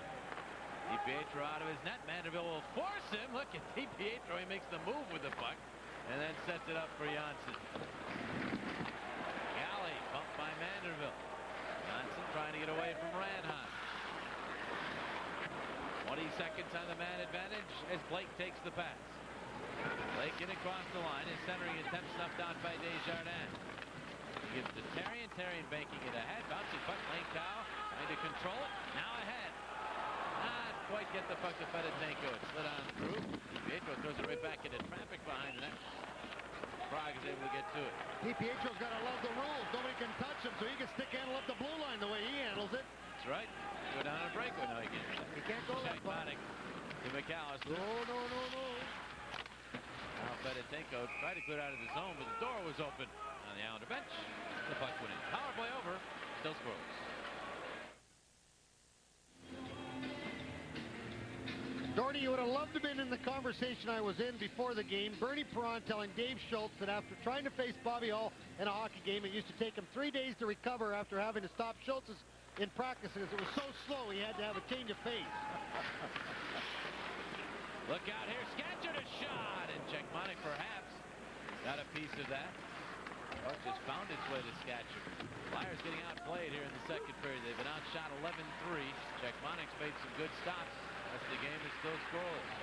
Scoring chances, a complete turnaround. It's almost like the Islanders have lulled the Flyers to sleep in this hockey game. Us too. Puck bouncing ahead. Here's Primo. 2-on-2 moving up with Recchi. Primo on the left wing. Primo drop pass Recchi. Recchi looking to get Gagne, but getting back. Picking up the play with the Islanders. Galley ends up tying up Gagne. Puck in the corner. Recchi throws himself into the pile. Works the puck free. Gagne now. Wrapped up, puck sent right back to Primo. He'll clear it right on through. Recchi plays it off the wall, takes the shot blocked by Lapointe, who hammered Recchi. Mark Recchi got hammered along the wall. Did a somersault. Well, Lapointe got him. Mark gets up, and of course he had the concussion earlier, and you always want to watch him, and he's certainly not happy with Claude Lapointe. Well, I think he was trying to accentuate it a little bit. It was a good check. I mean, Lapointe got him pretty good along the boards. His back went right up against the glass, and his head went back, like you mentioned. But I think he was accentuating it a little bit different. Off the draw, Sikora floating one wide of DiPietro. Now it's Kenny Janssen. Ahead to Greg Berube. And Berube keep it in. Jekmonic furthers it, but right there is Connolly. He'll take the shot, blocked by Sikora. Bounces off of Stock to Justin Williams. Justin Williams moving up with it. Flips it in. Still looking for the puck. And he's checked by Romanis. Behind the net, Stock. Set head first toward the boards by Scatcher. White works the puck free. And then it ends up in the corner. That was actually Schultz who checked Stock. Stock goes back to Schultz. Drops his gloves. Play carries on. They dump the puck down the ice. Schultz did not want any part of him there. Now he takes Stock down, and Schultz will get a penalty. So all of that patience by Schultz. He didn't want Stock to draw him into a penalty with a fight. He ends up taking a minor as Stock got a step on him, and Schultz hauled him down. And then when it was done, here comes Craig Berube just to give him a little shot. Kind of pretended like he was going to go over to maybe draw Stock back into getting a minor. Oh, was that ever hook, line, and sinker on Ray Schultz? Oh! Now, I don't think I want to fight with you. We know your reputation, but with the play coming back the other way, that was a break by Stock. Got hooked. So the Flyers again will go to the power play. Well, P.J. Stock responsible for this Flyer man advantage. He has a way of doing that, doesn't he? Yeah. He draws a lot of penalties for his team. And you know what? It might have been very close to being about a 7.5 on a 10 scale in a pike position. From the Degree of difficulty, please. Yeah. There's your McDonald's power play payoff contestant. Desjardins gets to the puck here. Desjardins slowing things down. The pass to Tocchet. Tocchet for McGillis. McGillis all the way out to the line with it. Then rolls it around deep. Fedotenko. Back Langkow. Wrapped up by Cairns. Flyers end up in a scramble for the puck. They get it free. Back to Desjardins. Cross McGillis. McGillis flips the shot. Blocked. Bounces back to Dan. Now his pass. With the Fedotenko. Fedotenko to McGillis. The shot! Oh, another noisemaker off the glass, but it missed the target. Here's Desjardins. To McGillis. Right back to Desjardins. The hook play catch with it right at the line. Langkow is in front. Not a lot of movement away from the puck for Philadelphia. Fedotenko holding. Back to Desjardins. One-timer! Deflected and went wide. Fedotenko tips to Langkow. Now it's Tocchet. Halfway through the power play. Tocchet banks it to McGillis. Finds Desjardins. Pass to Langkow. Right back to Desjardins. Ross McGillis. Tocchet cutting to the wing. Langkow, the one-time attempt went off the heel of his stick. Fedotenko is checked, but Langkow is there. Now the shot by Desjardins off a shin pad. DiPietro trying to clear. Blocked off by Tocchet. The puck bounces to Langkow. That was empty. Langkow centers. McGillis shot! Save! DiPietro, the shoulder. Now Cairns jumps on the puck. Flyers skated away from him. And Cairns able to get it to Lapointe, who could not clear. Penalty upcoming. The penalty upcoming. And play is stopped. At least Richardson had his arm up in the air. I don't know why he had his arm up in the air. Cairns is still down in the corner to the right of DiPietro. Boy, he had a couple of big saves there, DiPietro. Well, I'm sorry, maybe there isn't a penalty, but Richardson literally had his arm up in the air. Maybe I got the answer for that. Okay. Kerry, if you need to go, you can go to the bathroom now. We give you permission. Had to be the only other reason. Well, he's staying on the ice, so he's going to be in some pain for the final 4:59 What he does is his business. of this period. 26 seconds left in the power play. Now, good action in front of the net. There's a takedown. I don't know if that was... Look at Cairns. He was deciding to sit on the puck or glove it, do whatever he could. He was the most thankful guy when the whistle blew. Flyers work the puck back to Therrien. Therrien rips it now low. Recchi trying to get to it. Chara drapes himself around him. Primo back to the point. Sikora dropping it off for Primo. Now it's Recchi. Back for Primo. Down to the final seconds of the power play. Primo across. Therrien shot. Save DiPietro. The rebound cleared by Martins all the way down, and that does it. Flyers now 0 for 5 with a man advantage. Still nobody in front of the net. DiPietro, they're making it easy for him because he can see everything that's shot at him. Primo in on Galli. With the poke it free. The puck makes its way to Recchi. Centered it, but DiPietro Able to get his stick on it and then his glove, and he'll hang on. 4:18 left in the second. Still no score. No score. Keith Primo has a war wound on his left side of his face there. Mouse underneath it as well. Delaware Valley Mercedes-Benz dealers are giving it all they've got in support of the Flyers' Wives Fight for Lives by donating a 2001 Mercedes-Benz ML 320 SUV. The drawing will be held at the Carnival on February the 11th. That is a week on Sunday. Chardin play the puck ahead. Taylor Pyatt got to it. And then Scatcher flipped it deep. Only 12 shots apiece. 4 minutes remaining in the second period. During the break, John Hopper said, who will buckle first? We shall see. Ranheim, Romanis doing the work along the wall. Now Jody Hull twisted deep for Vanderbilt. Vanderbilt centers! Ranheim was there, but Romanis tied him up. Quick shot. Desjardins goes wide. But back out to Richardson. He hit Ranheim with his dump-in attempt. Puck sits in center. Desjardins check. And picking it up is Schultz. Off in the left wing for Scatcher. His shot. And to be swatted away by Czech Monik. Desjardins bumped in the corner.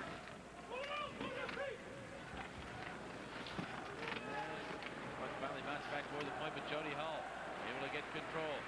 Jody Hull lays it off for Richardson. He'll play it in. The Flyers will go for a wholesale change.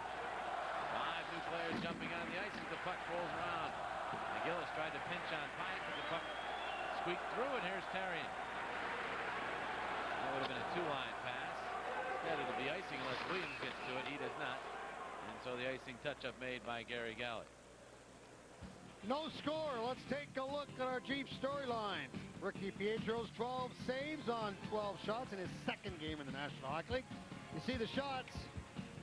11-2 on the even strength and power play opportunities. The Flyers certainly not cashing in on the extra man. Well, DiPietro loves to come out and handle that puck. He got help from his defenseman in that time, but notice how he had a little move against Manderville. They're on the stick check, but he has been good in other areas also. But I think the Flyers have made it easy on him because they're really not getting in front of him, setting up that screen. Everything that's fired at him, and there's only been 12 of them, he's been able to follow everyone right into his pad or his stick. But only 2 even strength shots by the Flyers, and we're almost finished 2 periods of play. He's used to seeing a lot more than that. Evidenced by the numbers you just saw. 77. Ruby and Stock having some words and jousting a tad before this puck is dropped. And Berube sucker punches a penalty. Well, that's the second penalty that P.J. Stock has drawn. The veteran Berube just got played like a piano there by P.J. Stock. You could see it coming, though, couldn't you? Butch scoring, he's just shaking his head. I don't believe it. I'll tell you, the Chief, he won't leave this building with that hanging over his head. Watch this. Down he goes, up goes the arm, and he goes, I can't believe it, I touched the guy, I hardly touched him. And he went down like a rock. P.J. Stock quietly goes back to the bench and watches the Flyers begin another power play. I say quietly. P.J.'s rarely quiet. Now he's not. There you go. That's more like P.J. The nudge is at it again. Well, I'll tell you what we've forgotten about here is how well the Islanders are playing in their own zone. I mean, they haven't given the Flyers much room to maneuver. They've been very good defensively. Rita Gable hoping the Flyers can put $200 in her pocket. Starting to count on power play payoff. That streak. 8 straight games with a power play goal on the line. Flyers like to take the lead in this game and continue that streak. Oh, one fell swoop right here, but battle on the wall, won by the Islanders. Johnson then tied up by Recchi, but fought through it and was able to clank it off the glass and all the way down. You see what Recchi does? He doesn't give you the prolonged pull on that arm like that. He just gives you the quick tugs, and then it just, Johnson couldn't get going, couldn't get his feet moving. McGillis rips the puck in, around it goes.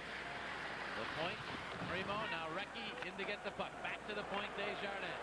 For Recchi, Flyers are set up. Down low, Primo, centered it on from McGillis, shot, DiPietro to save.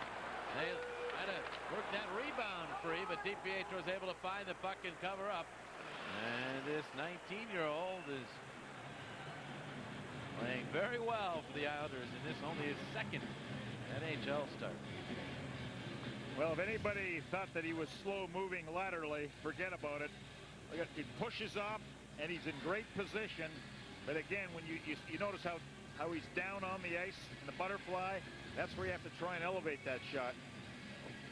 The other thing is McGillis, if he's a right-hand shot, he's got a little bit of better of an angle to get that puck on net and get it off quicker. And the other problem is he's a little too deep and too far away. Gives a lot of opportunity for DiPietro. Easy for you to say. Yeah, we'll call him Rick from now on. DiPietro. The puck rolls on its edge to Desjardins. Desjardins out to Langkow, back at the point. Across to McGillis. Rockets in front, and it caused trouble there. Desjardins diagonally across from McGillis, hops off his stick into the bench. Face-off will go out to center ice.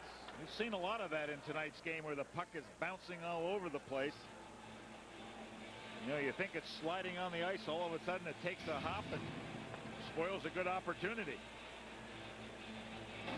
Once again, as the Flyers move it around, now the play is going to come from Desjardins right across ice, and that's where the puck will take a crazy bounce and into the player's box. Well, the Islanders are playing their forwards very high, taking away any opportunity of those shots coming from the point. When they do, a lot of them are being blocked. Final 43 seconds of the power play. Sikora starts up. His passes to Fedotenko. Fedotenko will blast it in. DiPietro can't get to that one. LaPointe tries to reverse it, and it works. He got it by Tocchet to Connolly, and Connolly sends a bouncer that Czechmanek has to play carefully. Here's Therrien. Pass. Langkow had his pass intercepted. Sikora able to punch it free to Tocchet. Tocchet to Fedotenko. Fedotenko spun around as he got in across the line. Chara gets the puck, couldn't clear. Oh, they say Fedotenko knocked it down with a high stick. Now Blake and Fedotenko, a couple of swats, but nothing major there. The NHL All-Star Game is on Sunday at Comcast Sportsnet. Scott Hansen will be in Denver, checking out all the action. Catch up with Roman Czechmanek and Simone Gagne from the Flyers, and see other highlights from this annual event on Sportsnet. Sunday at 6:30 and 10 only on Comcast Sportsnet.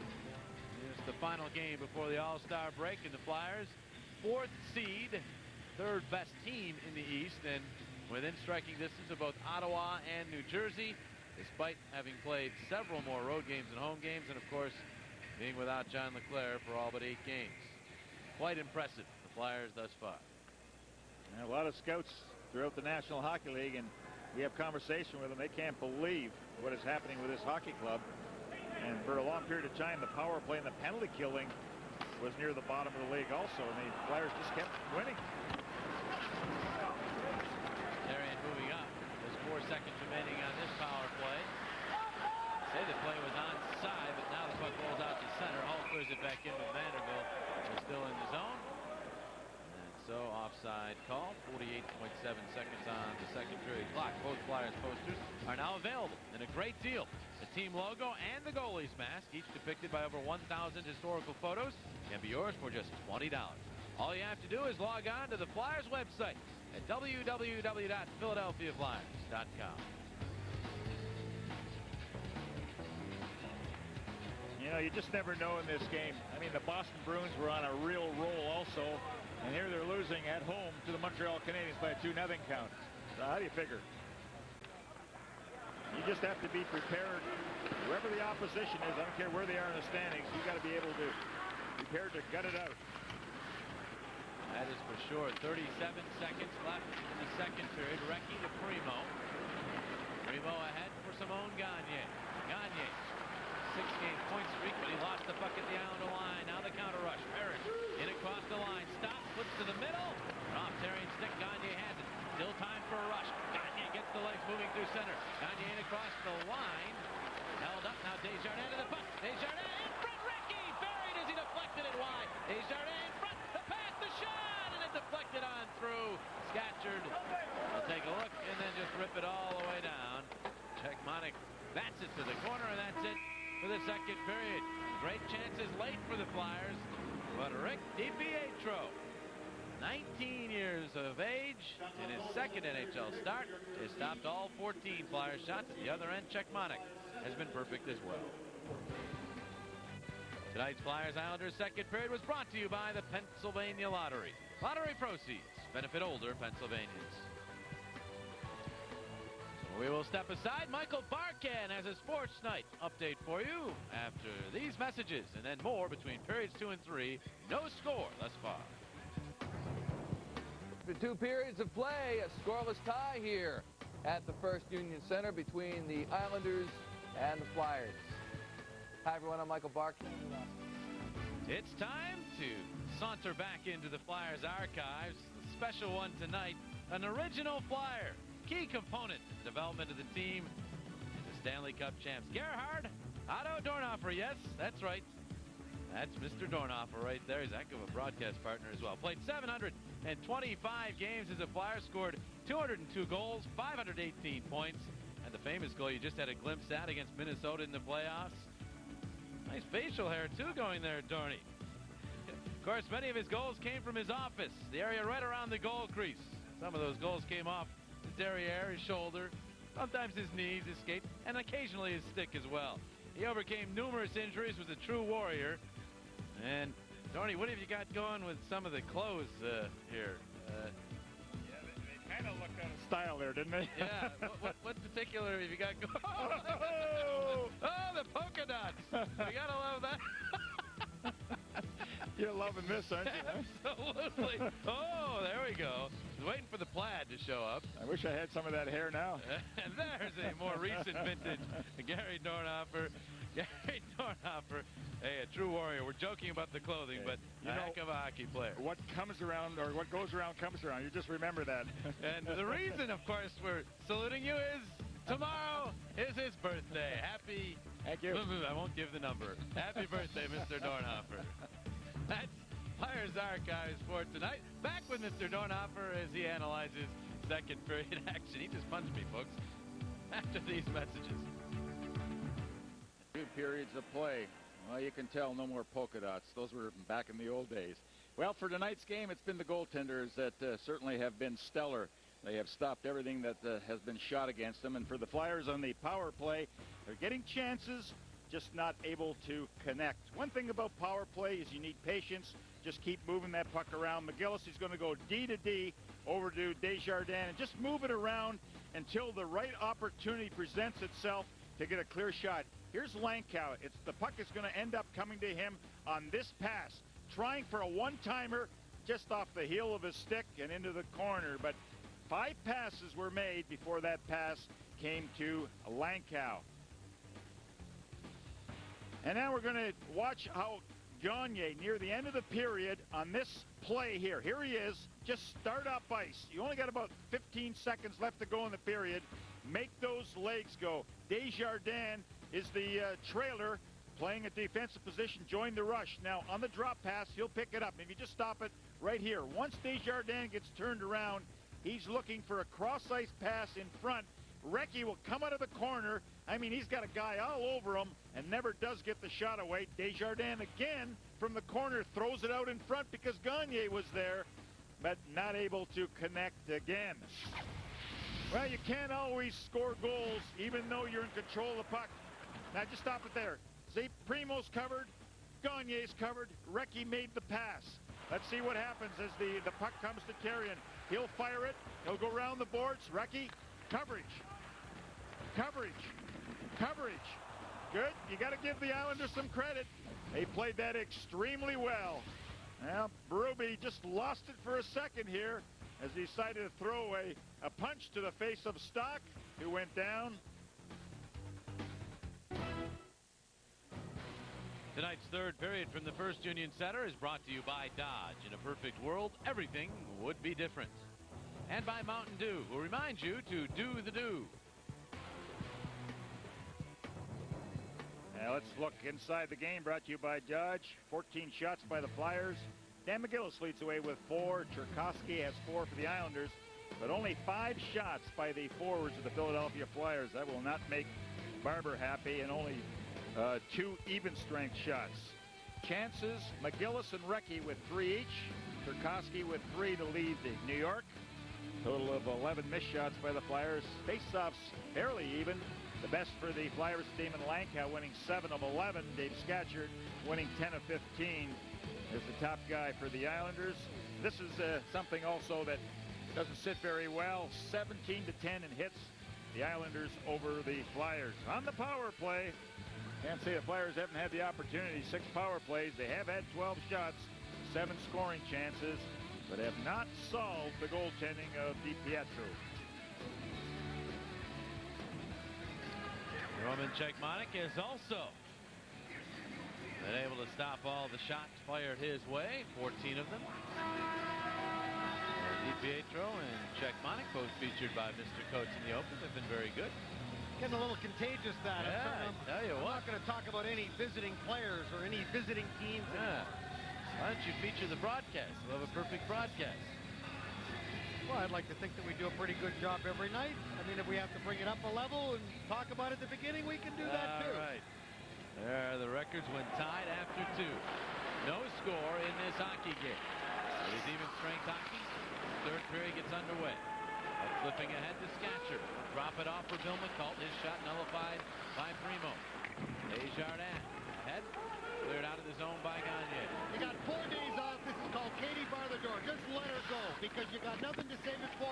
In the next 4 days, you're going to sit back and relax. Some players will be with their families. Others will travel. But hey, that's what the All-Star break's about. There's Scatchard moving up. Don't want to be sitting during that time thinking about a loss back on Thursday night, that's for sure. There's Scatchard. Centering it, the shot by LaPointe goes wide. The Islanders haven't won consecutive games since back on October the 31st and November the 1st. And they did win last night, so that would be a major step for them, especially beating New Jersey and Philadelphia. So you know they're in the game now. This is one hungry hockey team wearing the blue jersey. Cechmanek knocks the puck down. McGillis races to it. And McGillis flipping it ahead. Played by Gary Galley. Galley, the last defenseman not named Eric Desjardins to win the Barry Ashby Trophy. Flyers keep the puck in here. Tocchet. Checked by Connolly, who knocked it away. And Lawrence is able to bank it out to center. Now a race for the puck. Richardson and Mark Parrish. They got to it simultaneously, and Richardson took care of Parrish. McGillis jabs the puck to Lankow, right back to McGillis. Minute and a half into this third period. The outlet for Fedotenko. He's checked, but Lankow follows up. Lankow in across the line. The puck started to bounce on him. And Connolly able to get back to get control. Ray Schultz will move it up. The pass to Parrish. He'll just swing it into the Philadelphia zone. No whistles at all here in this third period. It's Therrien. Give to P.J. Stock. And he'll float one, and that'll get a whistle. An icing call. Schultz touches up. Let's go downstairs to Scott Hansen. Little report from the dressing room, guys. Boy, I talked to assistant coach Mike Stothers, and they are not happy that this is a nothing hockey game right now. They feel they should have 2 goals in net, and they're frustrated and mad at themselves. Don't really have anyone else to blame but themselves. They say that they're not playing with a sense of urgency, which they should be, perhaps resting on their laurels a little bit from last night and facing the team with the fewest points in the NHL here tonight. One technical note. They think DiPietro moves side to side. He has a little extra movement that he shouldn't have had. They're going to try some side-to-side passing here in this third period. They think they can get a lot of net to shoot at back upstairs. Oh, the old side-to-side, east to west. I like that. But, you know, you can see that DiPietro, gentlemen, has got some pretty nifty movement going from that east to west, side to side. Flyers move up here. Stock to Peter White, moving well. White in across the line, all the way across, back to Stock, the shot! And that one denied by DiPietro. Williams tries to tuck it in, and he almost did. DiPietro had to be alert to deny Williams at the side of the net, and he got it in the glove. And one thing when the puck is shot in, you can't anticipate what will happen. You just have to go drive where that puck is and try to get possession. Well, there's a shot that went wide. Look at Williams, draws it back out in front, but DiPietro was right there. This guy looks like he's going to be a lot of fun to watch.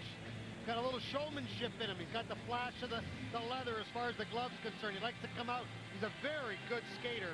And if he's playing tonight in his second game, what's his confidence level is going to be once he gets a little bit more under his belt? Oh, it's one 19-year-old stopping another 19-year-old. Vanderbilt on the draw, ran on back. McAllister, he's checked, but Hull is there. Hull flips a shot, and it went off the outside of the post as Mandeville tried to deflect it. Now Hall to Ranheim. Ranheim in front, out of Mandeville's reach. Now he's trying to poke it free, but instead ahead it goes to Lawrence. Lawrence is met by McAllister. Jody Hull will drop it back to Desjardins. Desjardins will carry the puck up and blast it in. He scores! Desjardins beats DiPietro from the blue line. And it's 1-0 Philadelphia. Can you believe it? We found his weakness. Long shot. Oh, boy. When you least expect it, Dorney. I mean, I would never. I mean, this is just one-on-one hockey. But I don't know when DiPietro went down, did he appear to think that that puck was going over the net? I have no idea. Let's see if we can pick it up again. Desjardins picks the puck up, and this is the way DiPietro sees it. Oh, he just followed that right into his glove and just went right over his glove. That's why if you can, from a long shot, you always want to put your body in front of it in case a mishap like that. But that seemed to rise, eh? Yeah, it was rising and curving. Watch that puck. If we can see it, well, we'll get it on the next opportunity. But boy, I'll tell you what, that was rising and moving, and that just caught the young goalie rather, unaware.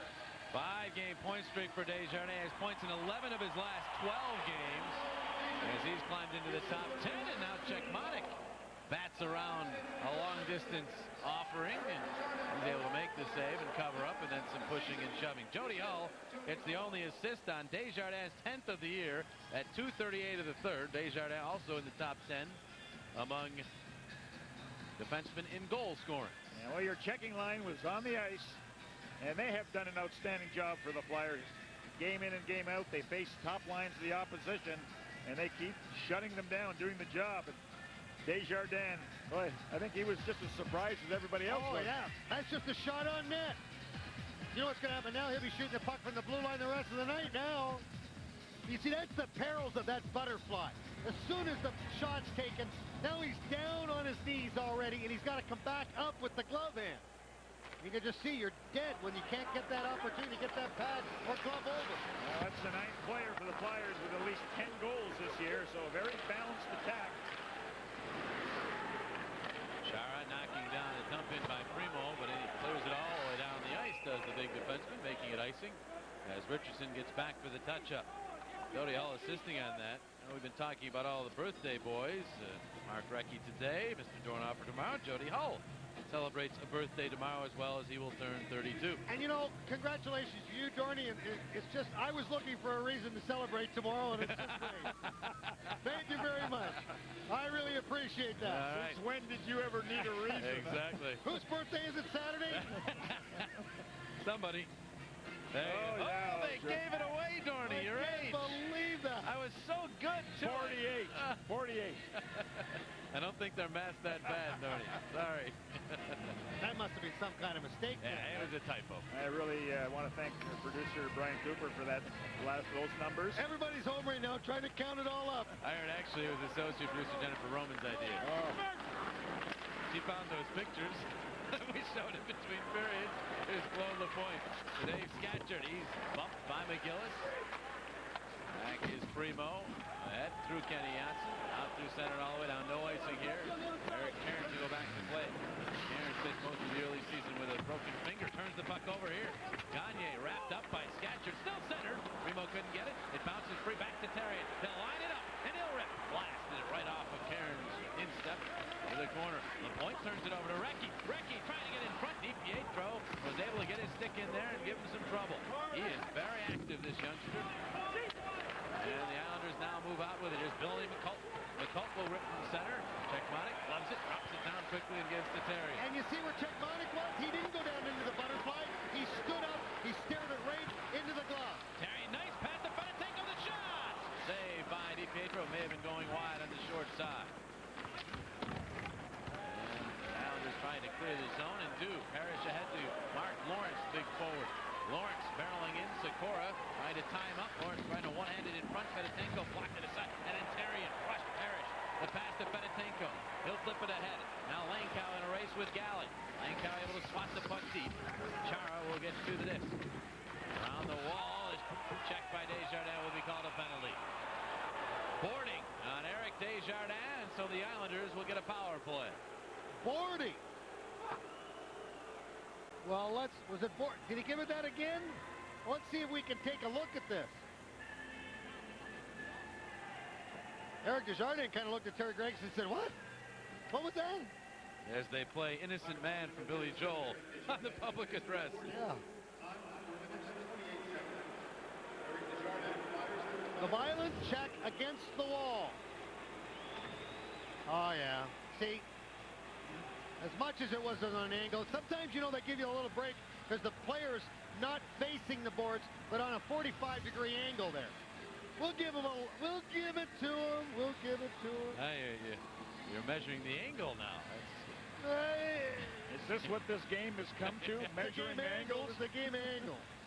Well, a big power play here for the Islanders. Their third man advantage of the game as they look to tie this thing up. Kenny Janssen with the puck. They've got Connolly up front. Scatcher. And Cherkovsky. Cherkovsky leading point getter for these Islanders. Richardson cleared that one up into the Philadelphia bench. Play stopped. Well, this is a back-to-back situation, of course. The players played last night, and see their record in the first game this year is very good, 7-1-3. But in the second game, the Flyers have dropped below 500. Good news is they don't have that many more back-to-backs. This is the 11th of 14. They have another back-to-back right after the All-Star break. Boston, Pittsburgh. They'll only have two after that the remainder of the year. They have a very important back-to-back next week. Boston, Pittsburgh. I know you said that. I know that. But I just wanted to further the point. I want to emphasize it. Absolutely. It'll be interesting, especially that game in Pittsburgh. The Penguins were talking a lot in the papers today. Comments after the game about how tired they were. The Flyers took advantage of them being in the second half of back-to-back last night. Well, they'll have a chance to try to take advantage of the Flyers next week. Vanderbilt able to clear. A race for the puck here. DiPietro comes out. Here comes Ranheim. And he's brave. He plays it right by him to Connolly. Now Tim Connolly getting the speed going. Lost the puck and it's tipped ahead to McGillis. And he'll just scoop it all the way down. 1:05 remaining in the power play. There was a little anxiety there with Connolly when he saw McGillis coming across. Fear. That's a better word. I like intelligence. That too. Here's Kenny Janssen, a shot blocked by Hall, and out the center ice it goes. It's just amazing the amount of shots the forwards block now in this game because of the equipment. You don't have to worry about getting it in the ankle because the equipment's so good. Prague moves in, his shot well wide, bounces all the way out. Galley, check. Richardson bumps into him. Carrying ahead for White, and White will backhand it down the ice. Flyers will again make changes. They're constantly changing when they're on the penalty kill. Fresh players not on the ice. Blake moves up with it. Winds it deep. Therrien couldn't control it. Parrish after it. Parrish will tip to Blake. Blake tapped up by Therrien. Back into the corner. Richardson throws Parrish to the glass. Prague being worked on. The puck popped free. Back out. Romanus shot. Save check. Monik with a screen just getting there. The power play is over. Manderville leads the rush. Ken Manderville moving up with the puck, and he's caught from behind by Blake. Puck tips ahead all the way into Pietro, and the quick whistle helping out the goaltender. Referee Jeanette just anticipated that DiPietro had the puck, and he did not. When you assume. But in the meantime, Desjardins from center ice beat DiPietro. It's the only goal this one thus far.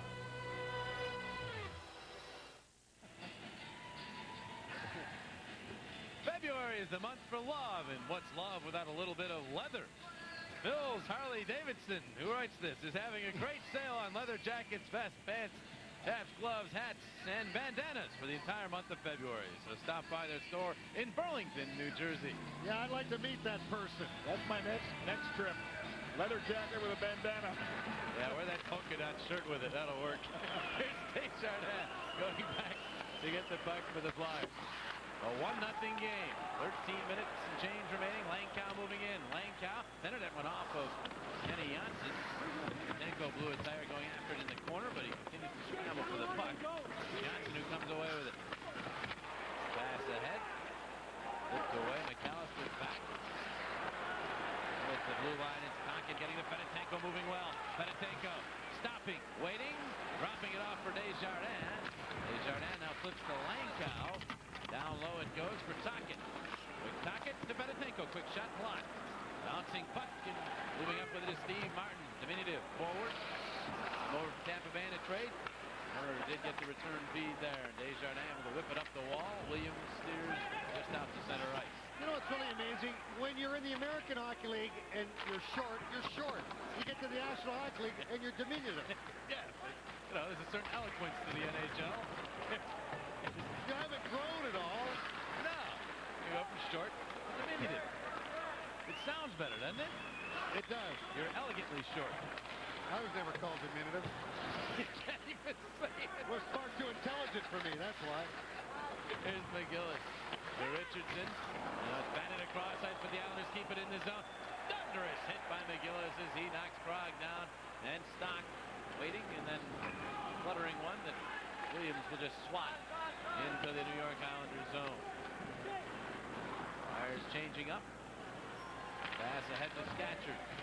He's able to dump into the Philadelphia zone. Therrien goes back. Quickly getting to him. Parrish has helped in the form of Sikora, Gagne, and out to center ice.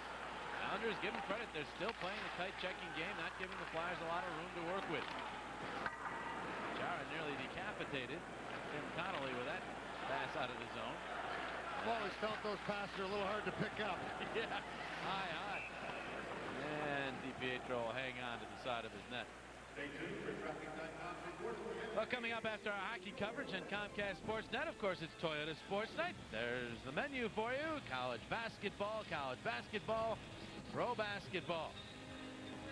And, of course, also some extended Flyers coverage. They take on the Islanders here.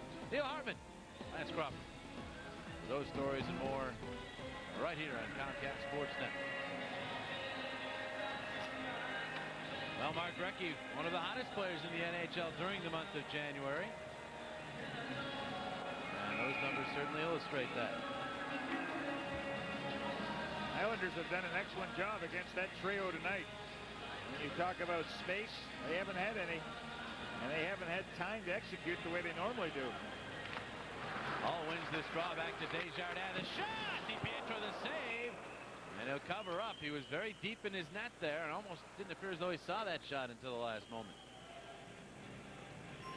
Well, it's amazing when you win faceoffs. It just sets the control of the game with you. That time Jody Hall was in there to take the draw and allowed Desjardins time to get that slap shot away. Here's a better look at it. Let's see if there's a screen set up at all. Possibly a little bit there. But out to draw another shot. DiPietro the save of a Manderville. Now Hull will drop it along behind the net.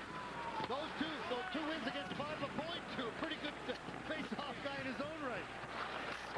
Chara. The glass to center. Desjardins there. The Manderville ahead. Ranheim. Full head of steam. He's upended. Manderville carries on a backhander. Sits in the slot. They jam for it. Hull reaching for it. Jody Hull will just backhand it to Manderville. Manderville sends it right on through it. Deflects up in the air. But Cherkasky is there. And now Jason Blake dropping it along for Cherkasky, who's moving well. Cherkasky swoops into the Philadelphia zone. Stops. Looks for a late man. Flyers had all the passing lanes covered. And McAllister clears the zone.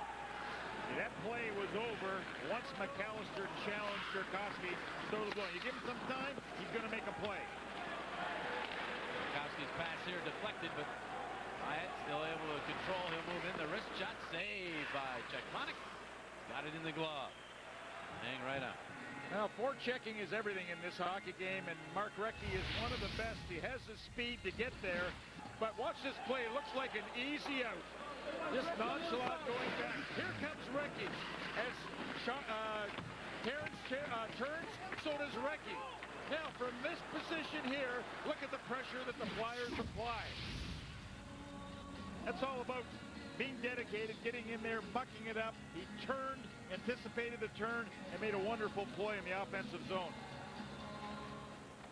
Flyers control right off the draw. Here's McGillis halfway through this third period.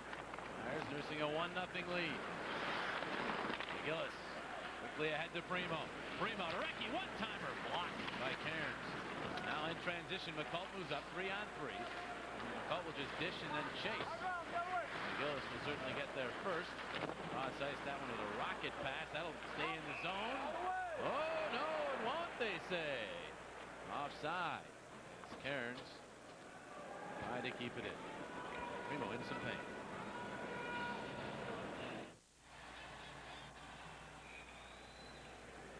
1-0 Flyers, third period. Hats off to the Flyers for every hat trick scored. First Union Bank will make a contribution to the Flyers' lives fight for lives. Gary Galley, checked by Primo, mashed by Primo. Recchi will flip it back around behind, but chars the first one there. He finds McCult. McCult cross ice hoping for LaPointe. McGillis to the puck instead. LaPointe wraps up McGillis. Richardson. Gagne's bump, but able to head man to Recchi. Recchi and Primo moving up. Recchi zigging and zagging, looking for Primo. He was tied up in front by Scatcher. McGillis floats it around to the corner. Recchi is there. Drops it back along for Primo. Primo trying to work free of Scatcher, but did not. Char flips it around. Gagne trying to keep it in. He was checked now to throw it in, but offside, delayed offside. And there's the whistle. Well, that's called taking the first man in, taking the body. That's what that's all about. Gary Galley, puck's dumped in. It's just a matter of, oh, here's the play going to the net, Dorney. Recchi's just going to fire that towards the net. Well, that's pretty good coverage there. That was excellent coverage, but you notice how Scatchard took the stick. Watch, he stays right with Primo, attacks the stick, keeps it off the ice. That's good coverage, folks, there by Scatchard against Primo, because that's Primo's prime scoring position. Kenny Johnson checked by Justin Williams. Got it back, though. 11 shots here in the third as the puck skips up into the crowd. 7 belong to Philadelphia. Want to wish Chip Ottinger healthy recovery from a recent surgery. He's the owner of Scout and Run Golf Course. Good Flyers fan. Islanders in this contest trailing by a goal. Coming off that win over New Jersey last night. Bill Barber, you heard Scott Hansen tell us earlier that Flyer coaching staff pulled no punches. Said the team had to pick up the tempo, and I think they have here in the third. Vanis will roll it around. The relationship Bill Barber, Mike Stothers, E.J. McGuire have with the players, they don't need to be told. They just have to be reminded. And they all know that if Billy's going to yell at them, that they deserve it. Carrying ahead. Puck gets through. Vanis goes all the way down. They wave off icing. Well, they've done it in a physical way because the Flyers have had 8 hits in this third period, 5 by McGillis. There's a steal. Williams cutting in. Williams, a shot! DiPietro saves the rebound again. A quick whistle. Puck sat in the crease. And Jonette from behind the net again. Blue play dead before the puck was covered. We've mentioned this on a couple of occasions, that this is definitely a problem. Now, we understand that as soon as that puck is frozen or is lost from sight by the referee, then he's going to blow the whistle dead. But the guy that's making this call, let's listen. The guy that's making that call is the guy that's behind the net. Now watch him. He's going to get hit by Williams. Watch the referee. He's already got the whistle in his mouth, and he's already blowing it dead, assuming again that the goaltender has the puck. That's not really a good position to be able to call that play. The other official was in a better position to see if it was loose or not. Draw here is to the left of DiPietro. Jody Hull's been taking a lot of draws for the Flyers in this third period. Won a couple last shift. This time the Islanders win the draw, but the Flyers end up getting the puck. Ranheim dancing toward the slot. Ranheim then losing control, and the Islanders will move out. Cherkowski on the right wing.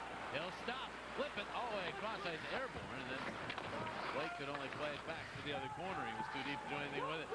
Cherkowski drops it back along for Pyatt. Now Blake spinning it along the wall. Knocked down with Cherkowski by McAllister. And McAllister's pass ends up bouncing to Pyatt. Pyatt centered it out in front off of body. Ranheim has it. The 3-on-2, but Hull's peeling off to go on the change. So Vanderbilt move up. Waiting. His pass off the bench. Here's Tocchet. The shot high and wide. Bounces all the way back out. Richardson shot, and DiPietro with a save, and he cleared the rebound out of the way, so Tocchet could not get to it. Tocchet disrupts Pyatt. Lank out of the puck. Flips it in. Beneteko for Tocchet. Tocchet to Lank. A shot, and DiPietro able to make another save, and he controls the rebound. Well, Flyers are certainly pouring it to the Islanders here in this third period. So I'm sure some conversation by Bill Barber between the second and third had something to do with it. But what a drop pass. And Pietro looking behind to make sure that he had it. Well, I'll tell you what, 3 passes in about 15 feet. And you know what? Again, I love the unselfishness of the players.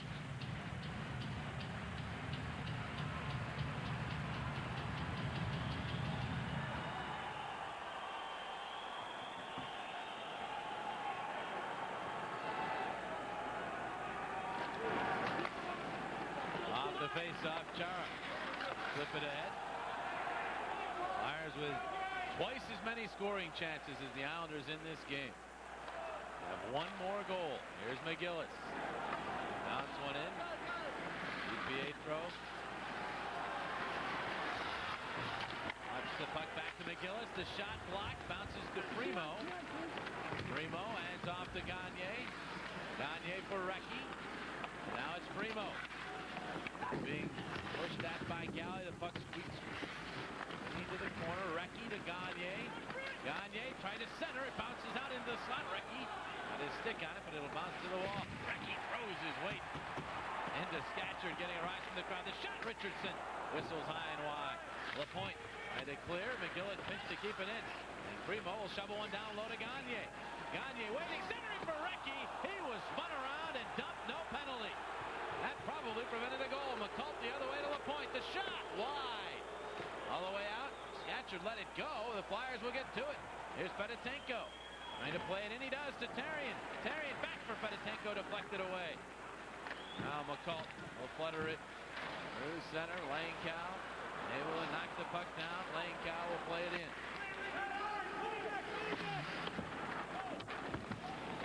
Here's Blake. Cross ice. And they'll move up with it. Pyatt. Miller Pyatt the shot. And Czechmanek takes that one in the midsection and hangs on.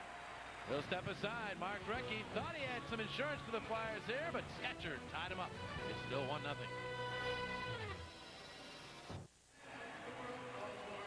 Mark Recchi in conversation. The referee wanting to know why there wasn't a penalty called. Coates's Corner has been entertaining fans for 2 years now. Hard to believe. And now you can get all the outtakes and segments from the first year, getting the best of Coates's Corner video and Coates's Right Let 'Em Fight t-shirt. For more information, log on to PhiladelphiaFlyers.com. I have some Zamboni instruction now. I'm going to get into that now. Yeah. You have a t-shirt about that? I don't know. I'll have to think about that. Check with the police first. When I get out, I have to report back after the game. I see. This is just some time off for you. Yeah. It wasn't on good behavior. No, I know that. Here's Marius Cherkovsky, the pass ahead. Pyatt, a lot of ice time in this game. He's bumped by Therrien. Desjardins back crashed into. The puck bounces, but Fedotenko is there. Fedotenko knocked over from behind by Cherkovsky. The puck goes all the way down. Icing will be the call. Face off will come back into the Philadelphia zone. Boy, did Chris Therrien do a great job on Blake.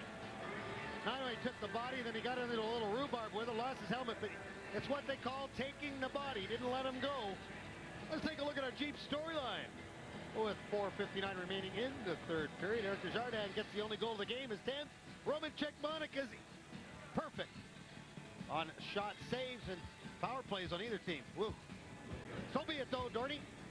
Well, who would have thought that this goal would stand up as it has, but Desjardins, he hadn't even reached the blue line, fired a slap shot, a high riser that got by DiPietro, and so that's where we stand right now with 4:59 left. Flyers have had 18 scoring chances tonight, 9 for the New York Islanders. Desjardins leads the way with 4.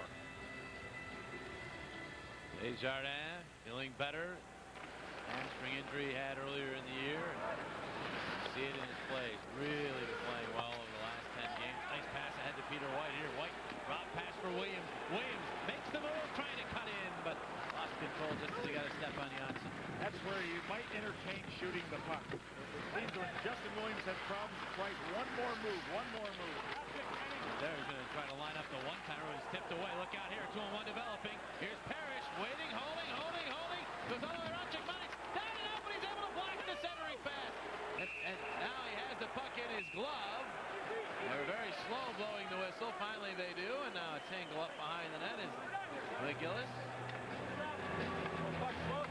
Not very happy. You know, Dornielli, sometimes we don't like to see the defenseman leave his feet. That time it worked. Yes, it did. Oh, did it ever work? But what was scary there, once the defenseman left his feet, Roman Cechmanek decided to stray away from that net also. Whoa, everybody's out now. Up!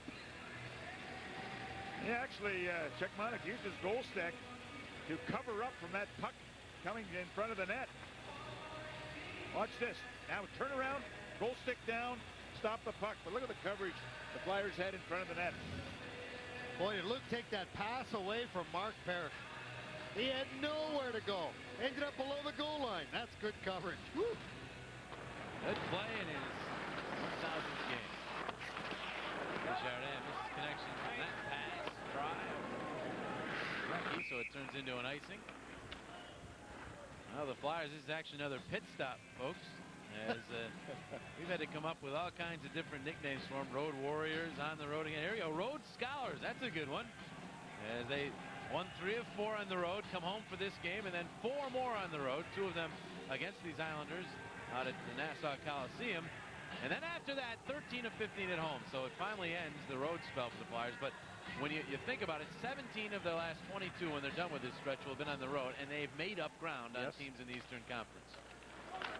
Shot by McCult off the faceoff, deflected away. Terrien will skate up with it.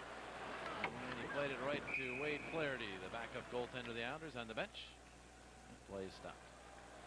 In the latter stage of the game, Barber has gone with Terrien and Desjardins as a pairing.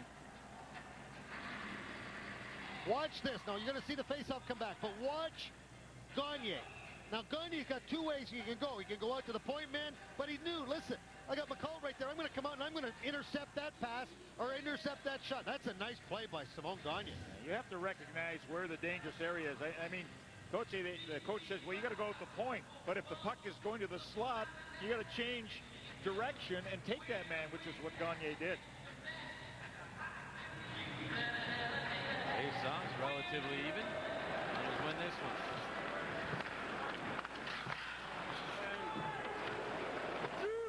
Desjardins is on line to Ranheim. All Ranheim will move it in. Andeville chases. DiPietro's out to play the puck again. Ranheim knocked down his clearing attempt, but the Islanders able to dig the puck free, and Tchaikovsky motors up with it. The right wing dishes to Blake. Back for Tchaikovsky, denied by Desjardins. He bats it out to Ranheim in center. Ranheim's pass was intercepted by Janssen. Now back the other way. Tchaikovsky, very dangerous. Makes the nifty move. The shot! Saved by Cechmanek. The puck back out to the point. The net is up. It's mooring, so play is stopped. Well, Marius Tchaikovsky leads the Islanders in points. He had a great year last year, and he shows you why they're a great move.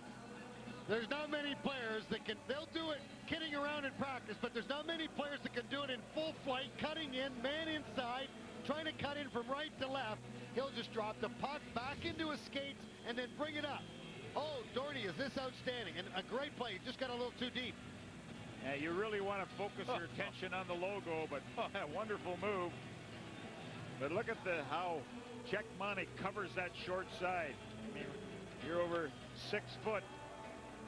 You cover a lot of net. And you notice he tried to use the goal stick also to poke check. Well, Tchaikovsky has 4 of the Islanders' 10 scoring chances. Terrien stayed with it pretty good. A lot of defensemen kind of lunged, saying, oh yeah, look at that, he lost the puck. Next thing you know, the puck's back up on the skates. Watch this. Watch where Cechmanek is too. Not only has he got the pads right up against the post, his body now is back into the middle of the net. You know, in that replay, McGillis certainly could have got a penalty because he pushed the net off its moorings. Tchaikovsky, 35 goals last year. He was the representative for the Islanders at the All-Star game. We mentioned earlier they don't have one this year. Butch Goring, not happy. 3.5 minutes remaining here in the third period. Richardson is back.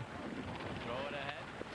Mattis bumped with Gagne. The puck poked ahead. Recchi has it to Primo. Steamrolling in. Primo for Gagne. Gagne the shot. Close. Save. DiPietro snatches that one out of the air and hangs on. He is cat quick. And he's got that showmanship like I mentioned earlier. You know those guys that like to flash that that glove hand. They'll give it, when they're done, they'll just grab onto it. He knows. He's got that air about him, too, in there.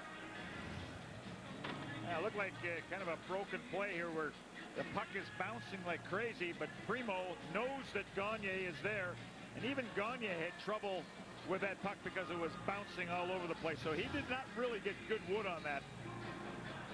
It's not the normal hard shot that you see from Gagne. There's Richardson giving to Recchi. He'll try the wrist shot. That one fought off by DiPietro. Now Recchi behind the net. Chara just engulfs him. Recchi trying to play the puck. He's all wrapped up by Chara. And Islanders stuck back to get the puck. It was Scatchard lipping it at Galley, looking for McCult on the right wing. McCult will go deep, and Richardson bumps him and then makes that icing. McCult really wanted to avoid getting plastered there, and in the process gave up the icing call. Now a little gathering behind the net. Primo and Scatchard seem to be the two players most upset with one another. Now let's look at our Toyota turning point. This long, high-rising shot has been the difference in this game. How many feet was that, Coach? Who would have thought? That is... Where was the goalie? Where was the goalie? No, 60 feet.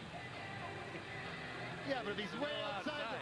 No, I'm just going to count inside. If you got to take the 6 feet off the crease, you want to take that 4 I feet. see what you're saying. Well, I think it's right to the goal. You want to get technical? I think it's right to the goal, yeah. 60 feet.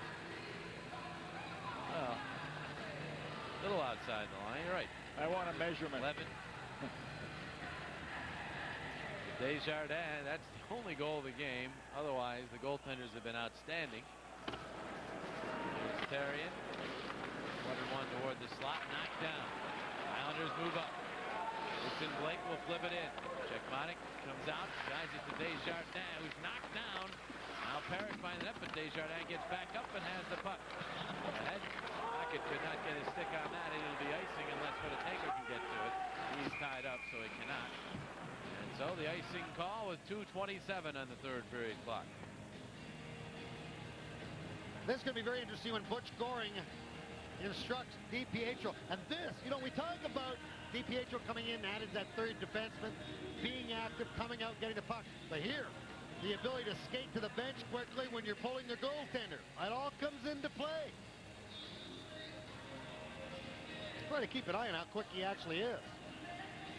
Tell you what, the Islanders have battled the Flyers tonight. I mean, they have not taken a backward step whatsoever. Their coverage in the defensive zone has been excellent. Remember, the Flyers, after 2 periods, only had 2 shots at even strength after 2 periods of play. Therrien wound that one around. Fedotenko gets to the puck.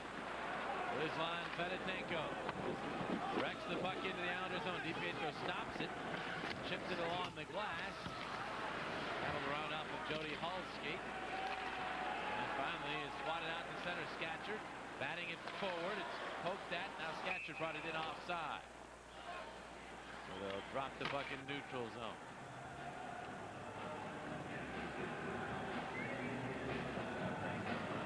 Well, the Islanders are approaching records they don't want to set, quite frankly. They've gone 6 straight seasons out of the playoffs. Only 6 teams have been able to miss the playoffs more than 6 straight years. And of course, the Islanders are not looking as though they'll make the playoffs this year. It's looking as though it'll be 7 straight. Well, of all those teams, the best bet to reach the playoffs this year has to be the Vancouver Canucks. Brian Burke's done a heck of a job there, and their attendance is up 20%. They just re-signed him for the year 2004. Okay, got an extension. Here's McGill. So they say evidently Tocchet was in ahead of the play. And they'll face it off again in center ice. 1:54 on the clock. Flyers have also done a better job in face-off. They won 16, lost 11 in this third period, so a lot of face-offs for one period, 27.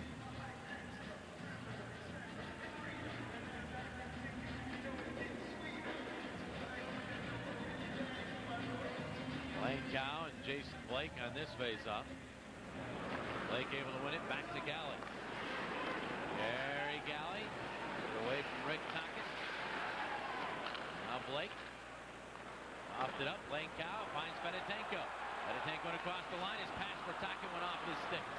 Turned back out to center by Connolly, but the Flyers are in possession. And Fedotenko will just swat the puck into the Islander zone. Chara around. That puck skips through to Langkow. He'll take the big slap shot off. The stick up into the crowd. And Connolly got out to redirect that one. But the faceoff will be in the Islander zone, and we're down to 1:25 left in the clock. Jason Blake's down right along the boards.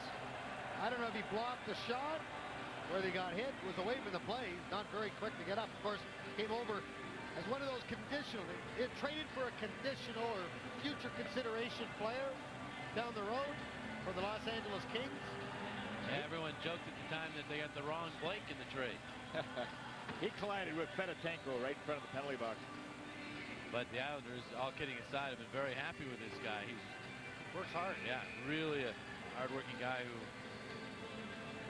we've been able to even see in this game. He doesn't give up in the puck. He battles hard. All right. Sure, Goring has instructions to DiPietro here with 1:25 remaining. Vanderbilt.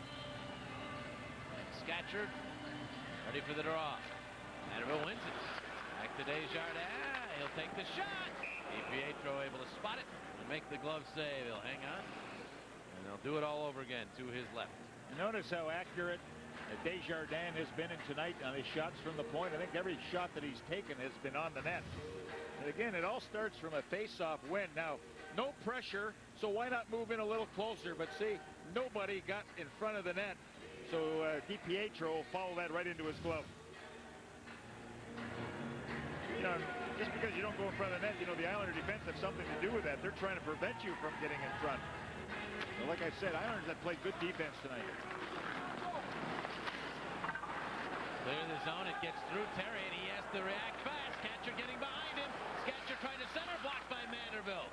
Good recovery by Vanderbilt. Now Bramanis to the point. DiPietro still on the ice, even though the Islanders had possession of the puck. Flips up. Here's Tchaikovsky. The pass to Skatcher. His shot way high and wide. Bounces to the corner. Hall ties his man up. DiPietro inching his way toward the bench, but staying on the ice into the final 50 seconds. Now he heads to the bench, and the puck is frozen with a face-off. Well, Butch Goring very conservative in his idea of getting the goaltender to the bench in favor of the extra attacker. They had the puck in the Flyers zone for what, 10-15 seconds there? Yeah. And just at the very end, as the whistle blew for the face-off, did DiPietro get to the bench? And he kept standing there saying, "Don't come." Looked like DiPietro wanted to come. He said, "No, don't come." Don't be surprised he calls a timeout here now, because he wants the same group on the ice, so he's going to call them over, call timeout, give them a rest, and come back for the final 49 seconds. I think he was really waiting for the Islanders to get possession, because if the Flyers got possession, then the game was over. So that was a smart play by pinning it in against the boards. And now you can go over a plan of what you want to do in this last 49 seconds of the game, and Butch Goring drawing it all out for the players that he's going to use on the ice. And the number one thing he's saying, guess what? Once we win the face-off, because that's what it's all about. But he'll also have a plan if they do lose the face-off, to be able to get two people in the puck carrier immediately.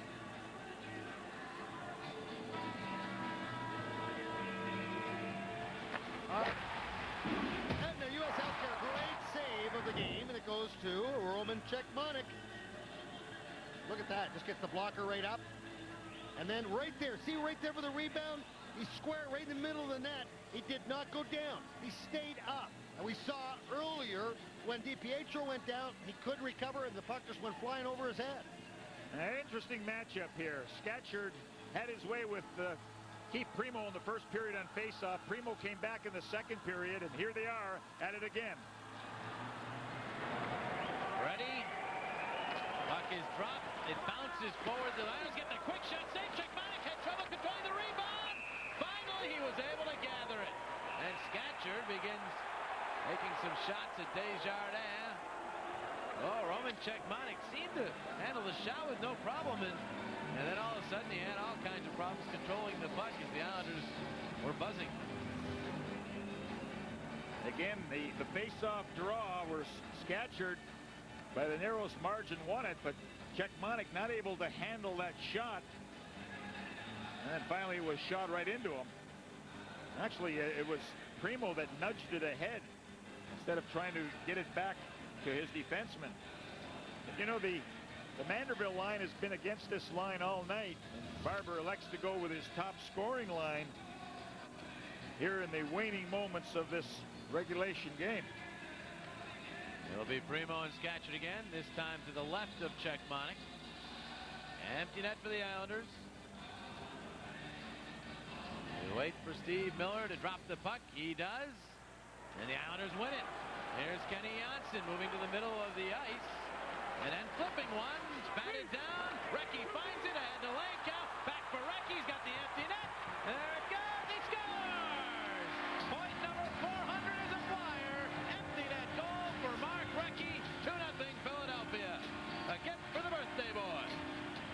I like the confidence. He just kind of puts that backhand new. Hey, I got that. That's right into the open net. But Lankow makes a heck of a play.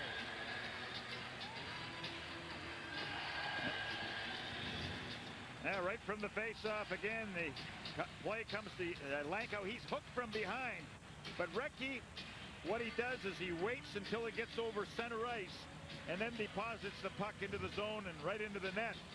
Now, had he elected to shoot from his side of center ice and not hit the net, we would have been facing off again. So a smart play by the veteran Recchi. Recchi becomes the 18th player to accumulate 400 points as a Flyer. As he gets the goal, they're giving the assist to Gagne and Primo.